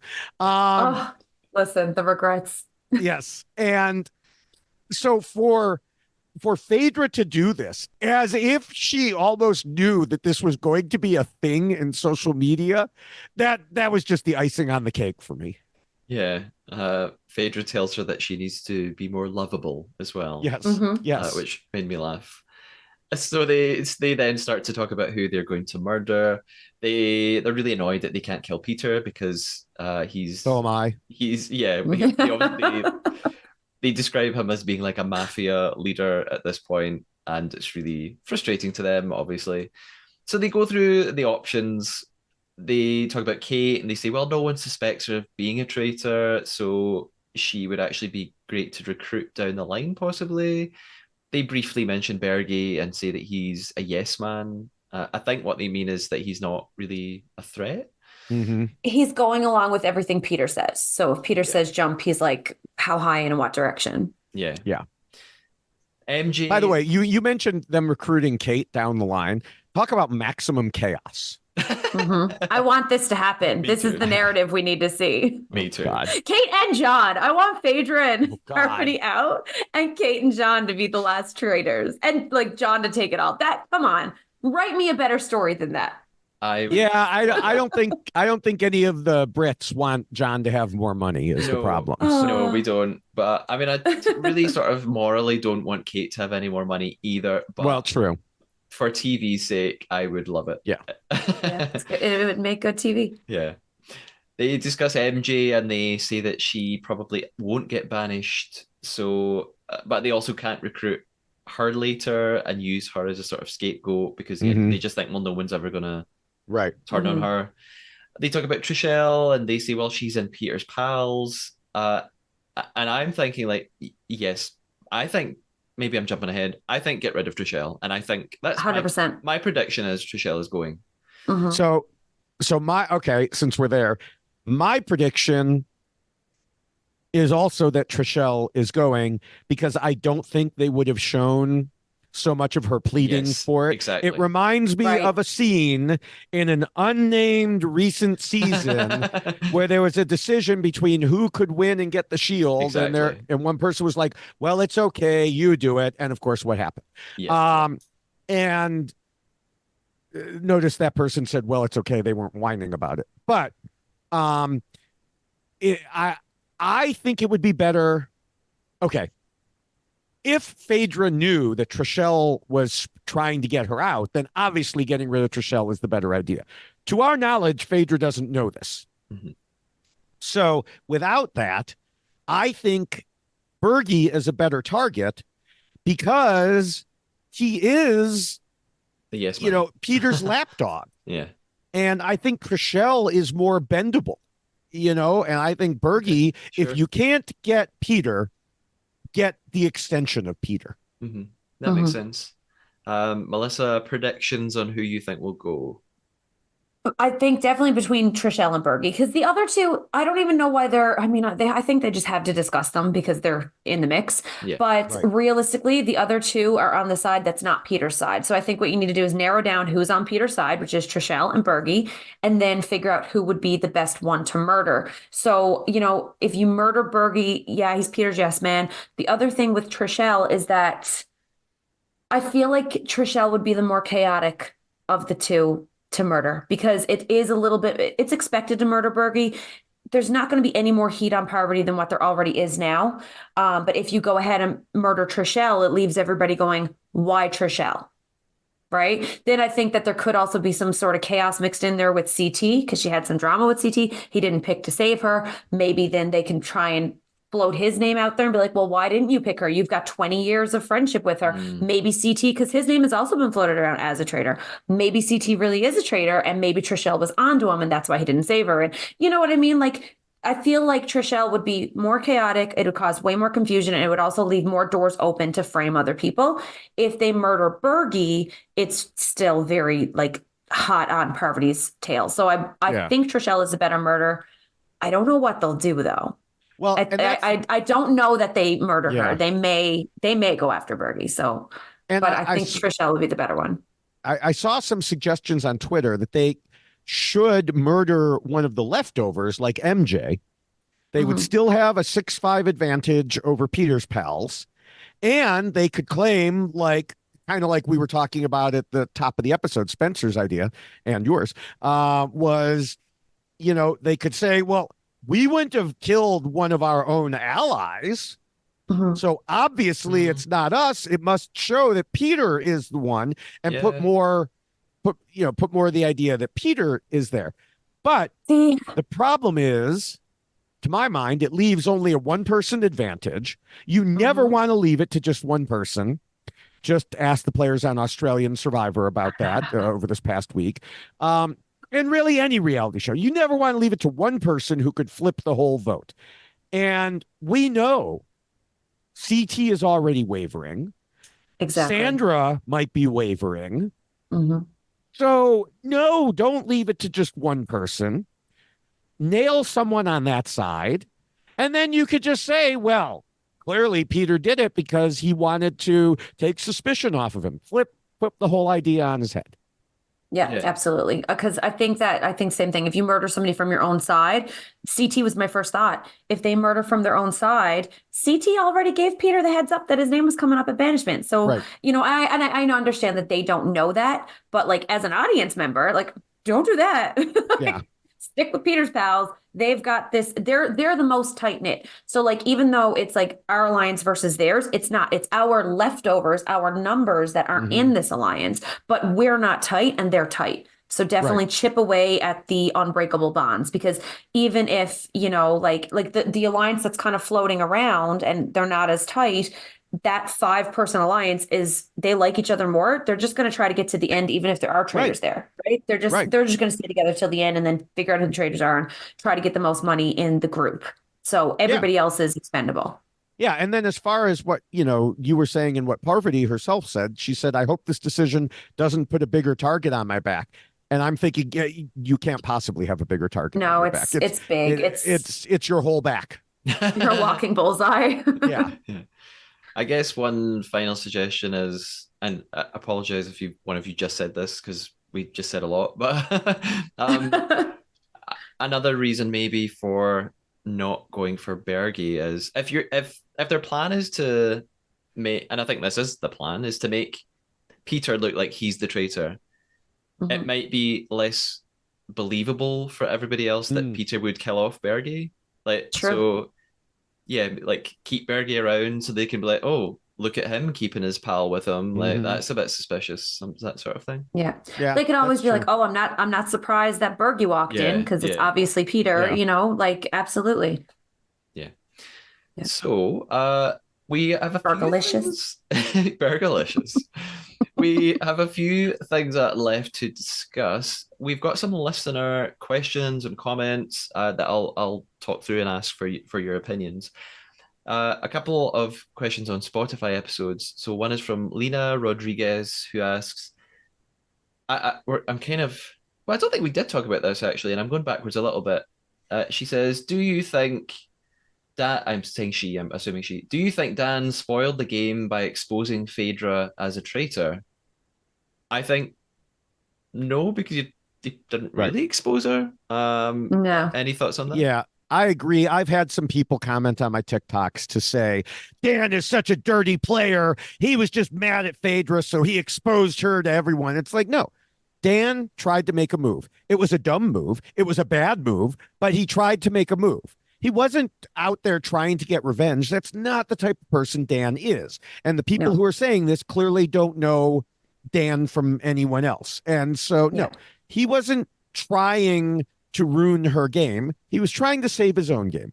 We Yeah. discussed at length why he did a crap job of it, but he, Mhm. that's what he was trying to do. It It, wasn't a parting gift. It right, Yeah. wasn't right, I know I'm gone, I'm taking you down with me. It was, if I'm going down swinging, and right. I did the same thing in my season. A lot of it didn't get aired. It got aired more so like me and Crystal against each other. But I actually threw Kuzi right under the bus in my season. And it was one of the reasons why she voted for me, because I was saying her name, because it was, listen, if I'm going down, it's not that I'm going to take you with me. It's that I'm going to go down swinging. And my only way to survive right now is if I can feed them somebody else, Yeah. which is what Dan was trying to do. So he was like, okay, if I can just put the target on Phaedra, then maybe I'll be able to get her out. And if she goes out and she is a traitor, then that makes me more believable as a faithful. Mhm. So I don't think it was a parting gift. He didn't do it because he was going home. He did it to try to not go home. So I definitely don't think it spoiled it. Yeah. Yeah, I mean, as a side effect, obviously, at least Trishelle picked up on it, if not others. So, yeah, that can Mhm. happen, but it wasn't his intent. Sure. And I mean, that's going to happen regardless. Like if even if they're not going after each other, he's not at the Mhm. round table. At some point, he's probably going to be like, I want to get her out. And Right. he's going to start sprinkling her name. So, like, that is the name of the game. The traders are going to turn on each other. They're going to sprinkle each other's names out there. Everybody's name should be talked about in this game. And if the name is not talked about, that's even more suspicious, right? So, the only way you're going to spoil it is like you say, if you give the parting gift on your way out, or if you're Right. in the circle of truth and you're like, you, and you. And then Mhm. that's really all that can be done. So, by the way, speaking of that, I think we had a little discussion of this, and maybe you can't mention it, but presumably in the trader's contract, Mhm. it's more than just an oath you take. Presumably, there is some sort of financial penalty if you ruin the game as a trader by coming out and saying, not only am I a trader, but Joe Smith and Jenny Jones are also traders. Presumably, Well, there's something in there. within our oath, what I can Mhm. tell you is that the oath that we take is to definitely not turn on each other. And it's not something I would want to do, because it would ruin the game. That's what I will say. And you can take with that what you will. Okay. Perfect. But my oath, I take my oath very seriously. And I know that there are definite consequences if I don't follow the oath. Okay. Uh, Perfectly clear. And thank you, Lena, for the question. Another question on Spotify is from Mark. Mark asks, since Kate came back this season, who from this cast do you think would be brought back next season? Like, is there a big who would be a fun person? To me, the comedy standout is Phaedra. So Yeah. get Phaedra. She's like this season's Kate. I And I don't think think she's the that's season's Kate because Not in Kate terms of was yeah, Kate not was annoying and didn't play the game. yeah. What I mean is in terms of just getting personality. funny lines. Yeah. She's good at I delivering think comedy and memorable funny things. Phaedra or CT, because I've been finding him very entertaining on the show as well. He's good with his one-liners. He's great in confessionals. Um, if they brought him back and made him a traitor, I think it would be really good TV. So I, probably CT or Phaedra. I think they'll bring back John just so he can do more I would be happy. speeches. I'm a John fan. I enjoy watching him. I want to see him run. I just put him back in, make him run all the missions. I'm here. I'm showing up. I'm worried for his health though. Like His Are you asthma. really? Are you really worried for his health? He was or doing His some youth heavy asthma. breathing. yes, He had asthma in his youth, yes, or maybe Matthew. still He had has it now. asthma. We have not established that. We Yes, still No unclear. inhaler. yeah. No inhaler though. Yeah. Or Janelle. I'd like to see Janelle come back actually. Oh She's yeah. she's Spanish, so I forgot about Janelle. So they'd probably bring Janelle, CT, Phaedra. Yeah, Janelle, big character. Mhm. So thank you, Mark. YouTube, this isn't a question, just a piece of information that's quite helpful. So this is from someone on YouTube called Ego Death Season Dark. They said it's in response to something that David and I discussed on the podcast, I think last episode, which was also a response to a question from a listener Yeah. about what happens if there's a tie, like especially when you get to the end of the game. What if there's like 4 people left and it's 2 versus 2? What the hell do they do? So Ego Death Season says a series of ties happened in the Portuguese Traitors finale. I didn't even know there was a Traitors in Portugal. With the final 4 players, the tiebreak was done by banishing the player who had received the most votes on all the previous round tables, which I hadn't thought of, and I think, that's a cool way of Wow. deciding. And then David, Yeah. you said this sort of aligns with Survivor. Yeah, so in Survivor, the early days of Survivor, if there was a tie, if there was a tie twice, that was the tie break. And then some players started to figure this out. And when they knew they had a big majority, they'd throw 1 or 2 votes at someone who they didn't like, so that if there was a tie with them later, that would be the tie break against them. And then producers were like, okay, the players have figured this out and they're using it. We don't want to do that anymore. So then it became the rock draw that I have described to you. Now, we happen to have with us someone from the Traitors, Canada, who might know what happens in a tiebreak situation. Because in UK, when there was a tie, they had to revote. And the host said, if it's a tie again, the person who goes will be chosen at random. And we had a debate because I thought it was like Survivor, where it would be the people who were targeted were safe and someone else would be going at random. Whereas Matthew, of course, thought the more obvious thing, which is if 2 people tied, then one of those 2 people would be randomly chosen.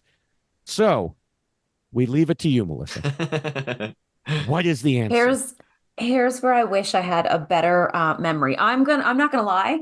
I have no Sure. idea. I know because I got it. They give me a copy of the rules. This is the rules of the Mhm. game. Either I have to go find my rules and see, because either they didn't tell us what happens if it was a tie, or they did. I read it and I have no idea, because I remember watching other episodes. I think my husband was like, what would happen if 2 traitors win at the end? Like if there's 2 traitors and a faithful. And I'm Mhm. like, honestly, I still don't remember. I feel like if the 2 traitors won, they split the money, but I do not remember what it said in the rules, because I think I was just concentrating on getting there. Mhm. So I actually have no idea. I wish I could answer this question. I will Yeah. refer back and maybe I can Okay. update you guys at a later date, but I honestly have no idea. If it's anything like certain other seasons, they have a chance to play the game of, is it share or steal? Yeah, Is that what it is? Steel. Yeah. And Yeah. if however many traitors there are left at the end all agree to share, then they share.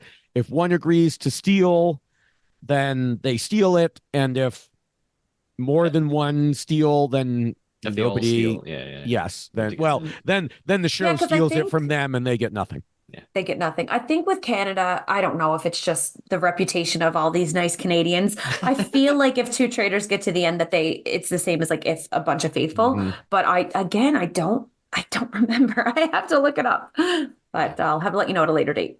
Thanks. Not lastly, but lastly for this sort of comment section. And by the way, anyone, it's great to get questions. So if you're on Spotify, you can put in questions there, or YouTube, or you can email. I've had emails from a few people, from Darren, Michael, and Pam, who watches The Traitors with her son, and she says that they like phoning each other and compared notes. And she sent me a really lovely email just with thoughts about the show. So that was really nice to read. So before we conduct our own banishment and conclude our game, David, you could maybe tell us a little bit about the Traitors post-mortem, which I still have seen none of. Yes, and I have a deep question here. How can there be a Traitors post-mortem when there wasn't a mortem? I mean, nobody left the game. So here we are. So instead of hearing from people who left the game, it focused on thoughts from the traders and my favorite segment, the return of Kate. Oh, yay. Um, so I think I'd mentioned this a bit last week, or at least I thought it if I didn't say it. Um, but I feel like Parvati, well, I said it earlier today too. Parvati isn't taking this game nearly as seriously as she has taken previous ones. And like, or she just knows she's lost. So she's just going to have as much fun as possible because she said on postmortem of the options she had at the turret last week, trying to recruit Peter sounded like the most fun. Mhm. So, she's just like, I'm going to lose anyway. Let's have some fun.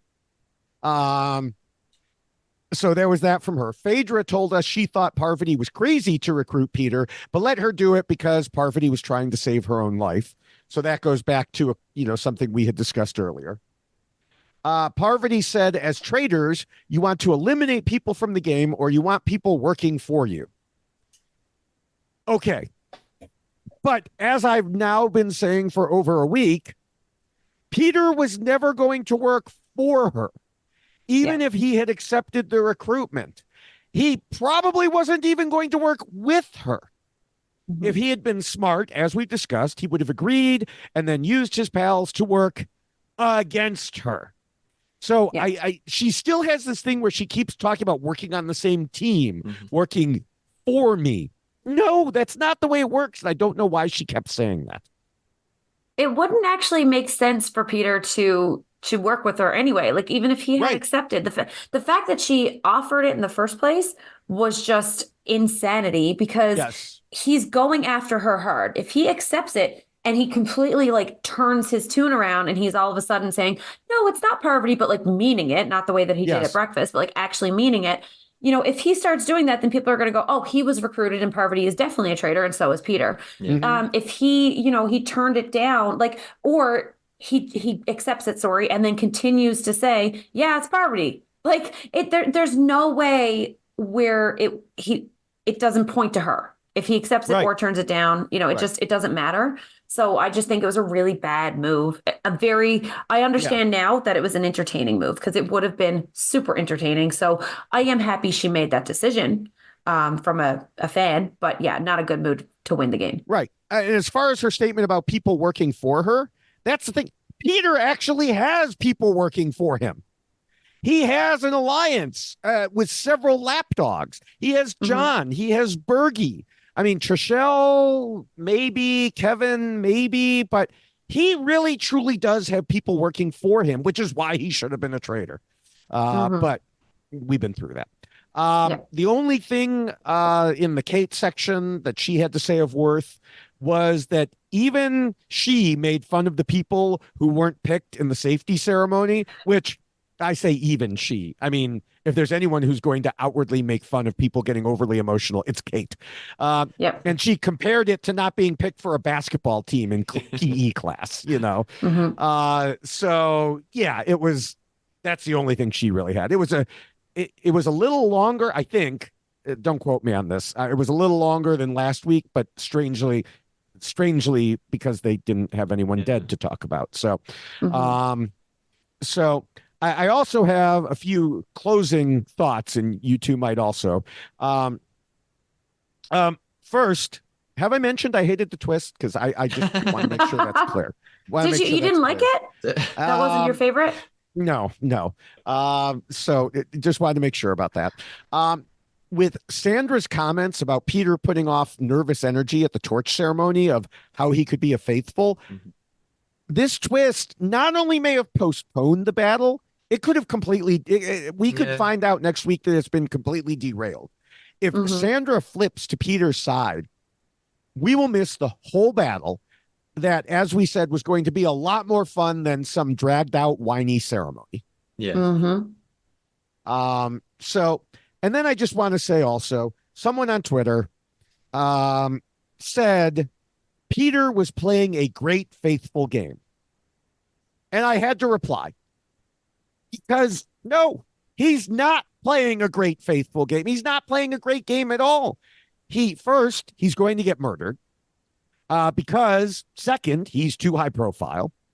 Mhm. Third, he's playing for a quote unquote team win when it's not a team. I mean, it's in theory, if a bunch of faithful get to the end together, then yes, they can win as a team, but it's a mostly individual game. Mhm. And then fourth, he's so self-righteous. And so, and then finally, fifth, well, I say finally, there's more. I could go on, but he created that obvious alliance. All Yeah. of these things are terrible game. And he thinks he's doing the best, and some people out there think he's doing the best. He's not. I know he's not going to get murdered this time. I mean, it's got to be next time, unless he wins a shield again. His only way to not get murdered Is to win a shield every week. Yes, win out. That's about his only option. See, this is why we need a Y blank lost Traitors Yes, edition. I We've know. discussed this. We need a I Y know. blank lost. I mean, I guess Peter could still maybe make it to the end if, like, he wins a shield next time, or Parvati is banished really soon, and then Phaedra for some like she doesn't go after him because she's like, well, he's not coming for me, so I don't care about Peter. I mean, maybe things change, and the traitors truly things happen that you can never predict. So who knows? I mean, I guess Peter's self-righteousness, as you called it, David, makes sense because he was on a show called The Bachelor where he is the star of the show and has like 20 women like competing for his attention. So yeah, I guess psychologically it makes sense that might warp your mind a little bit. Yeah. And he, of course, I get it now, also actually. he always wanted honesty from them, and he would never lie to them. And so, yeah, I get it, but you're in a different game. Yeah. Yeah. I'll never lie to you because there's cameras on me. Yes. Exactly. David, thank you for your postmortem of postmortem, and now we are going to conduct a metaphorical postmortem on one another throughout. So is this episode. the postmortem? This is the postmortem. Okay. So we've been playing the Traitor.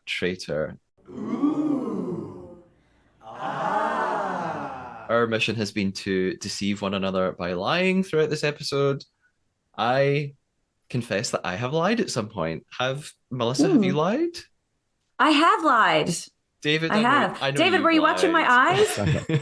I forgot to watch her. I always forget during this, so yeah. I almost forgot to lie, to be honest. I was halfway through and I was like, should I pay attention or think of a lie? Okay, halfway through, so I don't have to think about anything in the first half. Unless that unless that's her lie. Shit. Am I still playing the game? Yeah. How good am I? Well, I mean, we're about to find out. Yeah.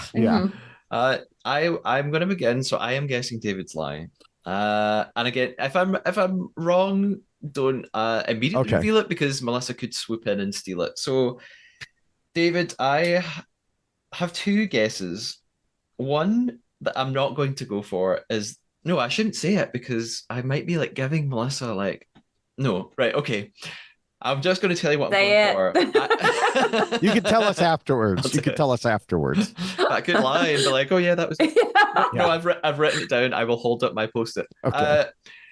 I'm going to guess that your lie was mega early on. One of the first things that you said about how you couldn't access the episode and you had to do it on your phone and then cast it to the TV. Was that your lie? No, but I put it in there hoping you would think it was. Every time. I'm metagaming the lie. Works again. The red herrings are too good. Okay. I don't know if I know the lie. Yeah, because I was thinking about it and I was like, I don't know what this lie is from David. Is it in that lie that you don't actually record your clips while you're watching the show, that you actually record them later, but you lied about it? No, I really did record during it. So, no, my lie was at the very end and very small because Matthew says that it can be big or small. Kate did not compare the safety chain to being picked for a basketball team in PE class. She said a kickball game, and she never mentioned PE. And so I threw in the PE just to make it so I didn't change the name of the ball game. You know what? You know what, Matthew? That's not our fault. We didn't see postmortem. So I'm just gonna take that and say that had we seen that, we would have got him. That's not our fault. Yeah. Uh, I now have to start watching the postmortem so that I can rule out some of the things that David could lie about. Mm-hmm. I'm damning myself. That was my backup lie. I wanted to stick something else in sooner, and that's why it was left to the end because it's in postmortem. But I couldn't think of anything in a timely way. I almost accidentally lied about the leftovers because I did a quick search while we were talking. I'm like, oh, hell, what if they think it's that? And so I did a quick search, and there was a leftovers alliance in Big Brother 24 as opposed to Big Brother 25. But I did narrow down the search, and yes, he did say leftovers, which then triggered all of that. You know what? I I forgot about the lying when you were saying that, but when you were talking about it, I was like, no, it wasn't last season. That was in the season before that. But Right. I did remember the leftover comment coming up Right. last season. So I was like, oh no, Right. no, never mind. Yes. But yeah, I could. Oh, that would have been a good one. So what was your other backup idea there? My other backup was that you were lying about Game of Thrones when you said you'd never seen it. Oh, Maybe that was it. I mean, I saw like 1 or 2 episodes of it, and I read the first book, and the 1 or 2 episodes that I watched reaffirmed why I hated the book. So yeah. Fair enough. Okay. Yeah. David, it is your turn to guess Melissa's lie. Yeah, I'm screwed. Oh, look at her open her eyes big and wide here. Vindicated. Well, the only thing I can think of is when you were talking about your battles with Crystal. Mhm. And I'm going to say that something in there that you mentioned about your battle with Crystal was not true, that you embellished it, that it, that part was a lie. So I sprinkled that in so that you would think it was a lie. Actually, that's no true. metagaming. That Only I can do whole that. statement was true. But I mean, I guess this gives Matthew a little bit of an. Yeah, okay. I won't say, but my lie was before that because when I was doing that, I was like, I should tell this story because this will sound like a lie. Yeah. So I said that story on purpose to make it sound like a lie, but that was not my lie. Okay. We are just metagaming the hell out of your game. Oh yeah. Here, Matthew. We're just Okay. strategists. No, see now. You threw me off when you said, "Oh, I forgot to lie, so I had to start thinking of something." But now I'm like, I think that was maybe a lie as well, and actually you did lie about something way back at the start. So I'm just gonna go for it. Did you lie when you said when everybody goes to bed, doors close, that's the moment that the traitors are taken away. Was that a lie? That was true. See, put me back on Traitors season 2. Come on. I'm ready. I've practiced. Can I make a second guess? Yes, absolutely. No, I don't know. This won't count if I'm right. I don't think I'm right. Okay. I Don't don't know make me if take this it back. I think maybe you implied a lie, but maybe it was just a joke and I took it too literally.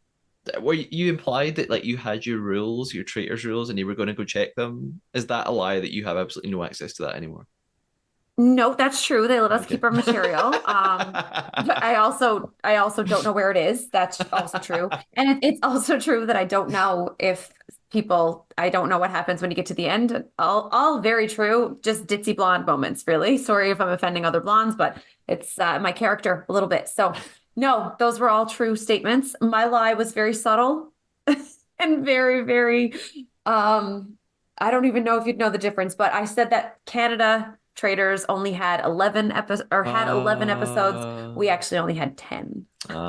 Should have known. For God's sakes, I recapped every one of those. How did I miss that? I expected you to pick up on it, David. I was like, oh he's gonna my get God. this. But that's why I miss sprinkled that? in the Crystal story because I was like, well, this is big and it did happen and it didn't, you didn't see it. And it was this big fight, so it does sound a little bit more like a lie.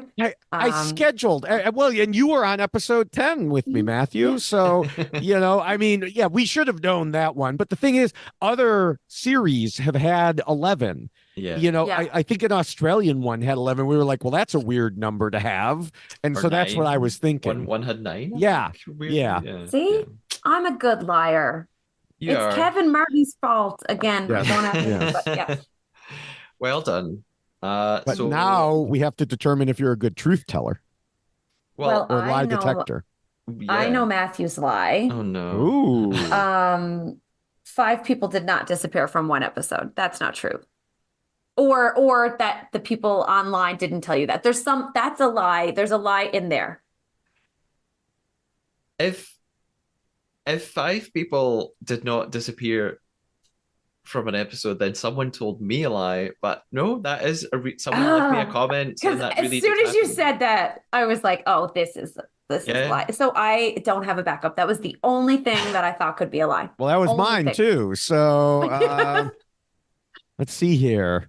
What is We thought we had it. the backup here that you it could be anything. He could have made up the name of where someone, what someone asked a question or something like that. Yeah. Or And you're so believable when you're reviewing the notes yeah. because they're so detailed. Yeah. I Was it within like a pairing of people? Like when you were talking about like No, those conversations were people all- had? oh, he's done that And he's before. smiling. I'm smiling because I Are don't your want eyes to watering? agree with Yeah. Melissa, and I'm like, I'll just Gotcha. wait till David commits to something. I'm watching the eyes. I got nothing. I'm just gonna hunt. Okay, my lie was so you both went for something subtle. I made a gigantic lie. Oh, come on. I invented an entire person who sent me a question, and I made up the question and everything. So I was Email right. about her. So about I her was son? right. I gotta go with my gut on this. Yeah. This is the second time. There This is was, the Was it the second email about the time. son? no And they one. watched together? No, that was true. Okay. No one called Mark asked me who will be cast next season from this season. I invented that. Ah, that was such a good question, though. Good job, Thanks, fake Invisible Mark. Mark. Yeah. I appreciate That's that question. twice that I have said what the lie was out loud, but then not gone with it. Oh my God. All right. You Well, ignored your psychic intuition, which is real, David. oh, psychics are real. That's a whole There should be a discussion. psychic in this. You know what? They should have like Miss Cleo or someone in this in the reality. They need to have a reality psychic. Absolutely. Or The is Long it John Island- Edwards? The Long Island Yes. medium. Oh, she'd be good. She'd be like, my spirits are telling me Janelle's the traitor, Yeah. bitch. For the next episode of the podcast, it's David's turn to be off on his travels, and I will be joined by a different co-host who has guested with me on the Trader before, so I'm very excited to speak to them again. David, in your absence from the podcast, where can we find you online? Yes, I will. I'll still be all over social media, and everywhere else. You can find all my various accounts through my Linktree at Linktree/David Bloomberg with a dot before the EE in Linktree in the URL. Or you can find me on most text-based social media like Twitter and Blue Sky as @David Bloomberg, and on the video platforms TikTok, YouTube, and Instagram as @David Bloomberg TV. And because Threads is connected to Instagram, I'm @David Bloomberg TV there as well. There are a few people on Blue Sky and Threads who, are fans of the Traitors, and I get a few responses on there. So we want to keep those going and try to get more people there, but mostly it's Twitter. And so, I'll be able to watch the show at its normal time Thursday night. I'll be able to tweet about it. I just, our podcasting schedule just doesn't work out for me. I'll also be posting leading up to it and then afterwards, as usual, on TikTok, Instagram, and YouTube. Lately, I've been posting 2 or 3, usually 3 reality TV short videos every day. Of course, thoughts about the Traitors US, like my thoughts on Peter turning it down. I'll also have one about the Ice Queen comments.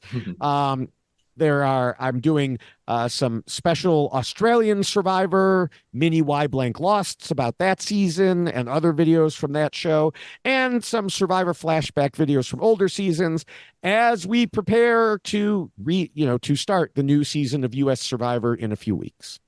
Excellent. And Melissa, again, you have this really unique insight on the Traitors. So where can people find you and hear your thoughts all about the show?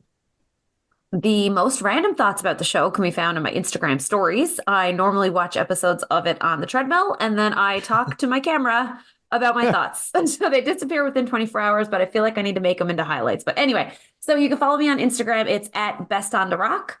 So it's BESTONDAROCK, Best on the Rock, and same name on TikTok. And I do have a podcast on YouTube where I interview interesting people. So I have interviewed some people from Traitors. I've interviewed some people from Big Brother Canada so far.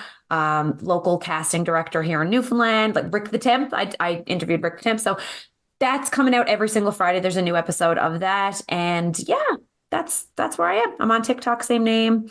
That's where you can follow me. If you have questions, you can DM me. If you're in Newfoundland, you want to buy a house, also DM me because I do sell real estate. That's what I get paid for. This stuff I like pay to do. Yes. But yeah, my actual job, if you're looking for a house, send me a DM. So where is The Rock?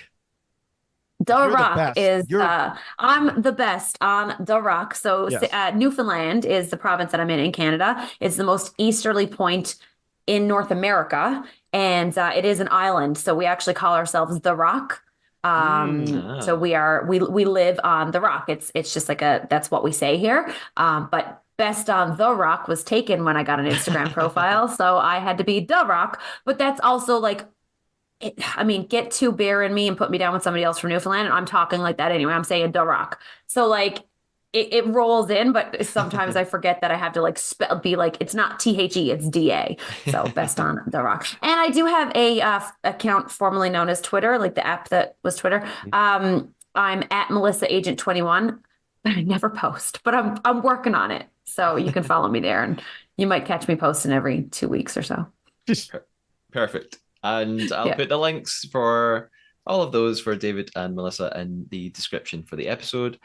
As for the Trader, you can follow us on Instagram and TikTok and YouTube at the Trader Podcast.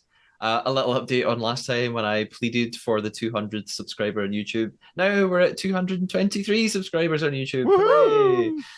So there's a whole lot of discussion going on in the comments. So send questions to David and I for the podcast, but also if you just want to chat to people and you think, why would I follow on YouTube? I already listen on my podcast player. But on YouTube, put in your comments. Someone will reply to you with their thoughts on the show. Mostly right now, all about Traitors Australia, because it's just become widely available here in the UK. So all sorts of Traitors Australia chat going on. And the Paul McNeil interview from Australia Season 1 now has over 4,000 YouTube streams because people are still obsessed with where is Paul. Yes, I've also found all my, a lot of my old clips of certain Traitors from that season have gotten a lot more comments on TikTok and Instagram and YouTube, and like the ones where I say, no, this person is not good. A lot of people agreeing with me. Yes. The podcast is also on X at the Trader Pod, and you could always visit coffee.com like Patrick and Dean, who've sent really nice donations in. So thank you so much. Dean also sent a message with their donation saying, this is in reference to something I talked about in an episode months ago, but he's obviously just listening to Australia episodes, I think. The use of silver bars in Australia and New Zealand Traitors is a nod to Dutch Traitors as they use silver bars. Although my next logical question is, why do they use silver bars in Dutch Traitors? Yeah, that was something I had brought up, actually. I had mentioned silver, was there silver mining in one area, whereas in North America, it's more gold, so. So I guess it started in the OG Netherlands version.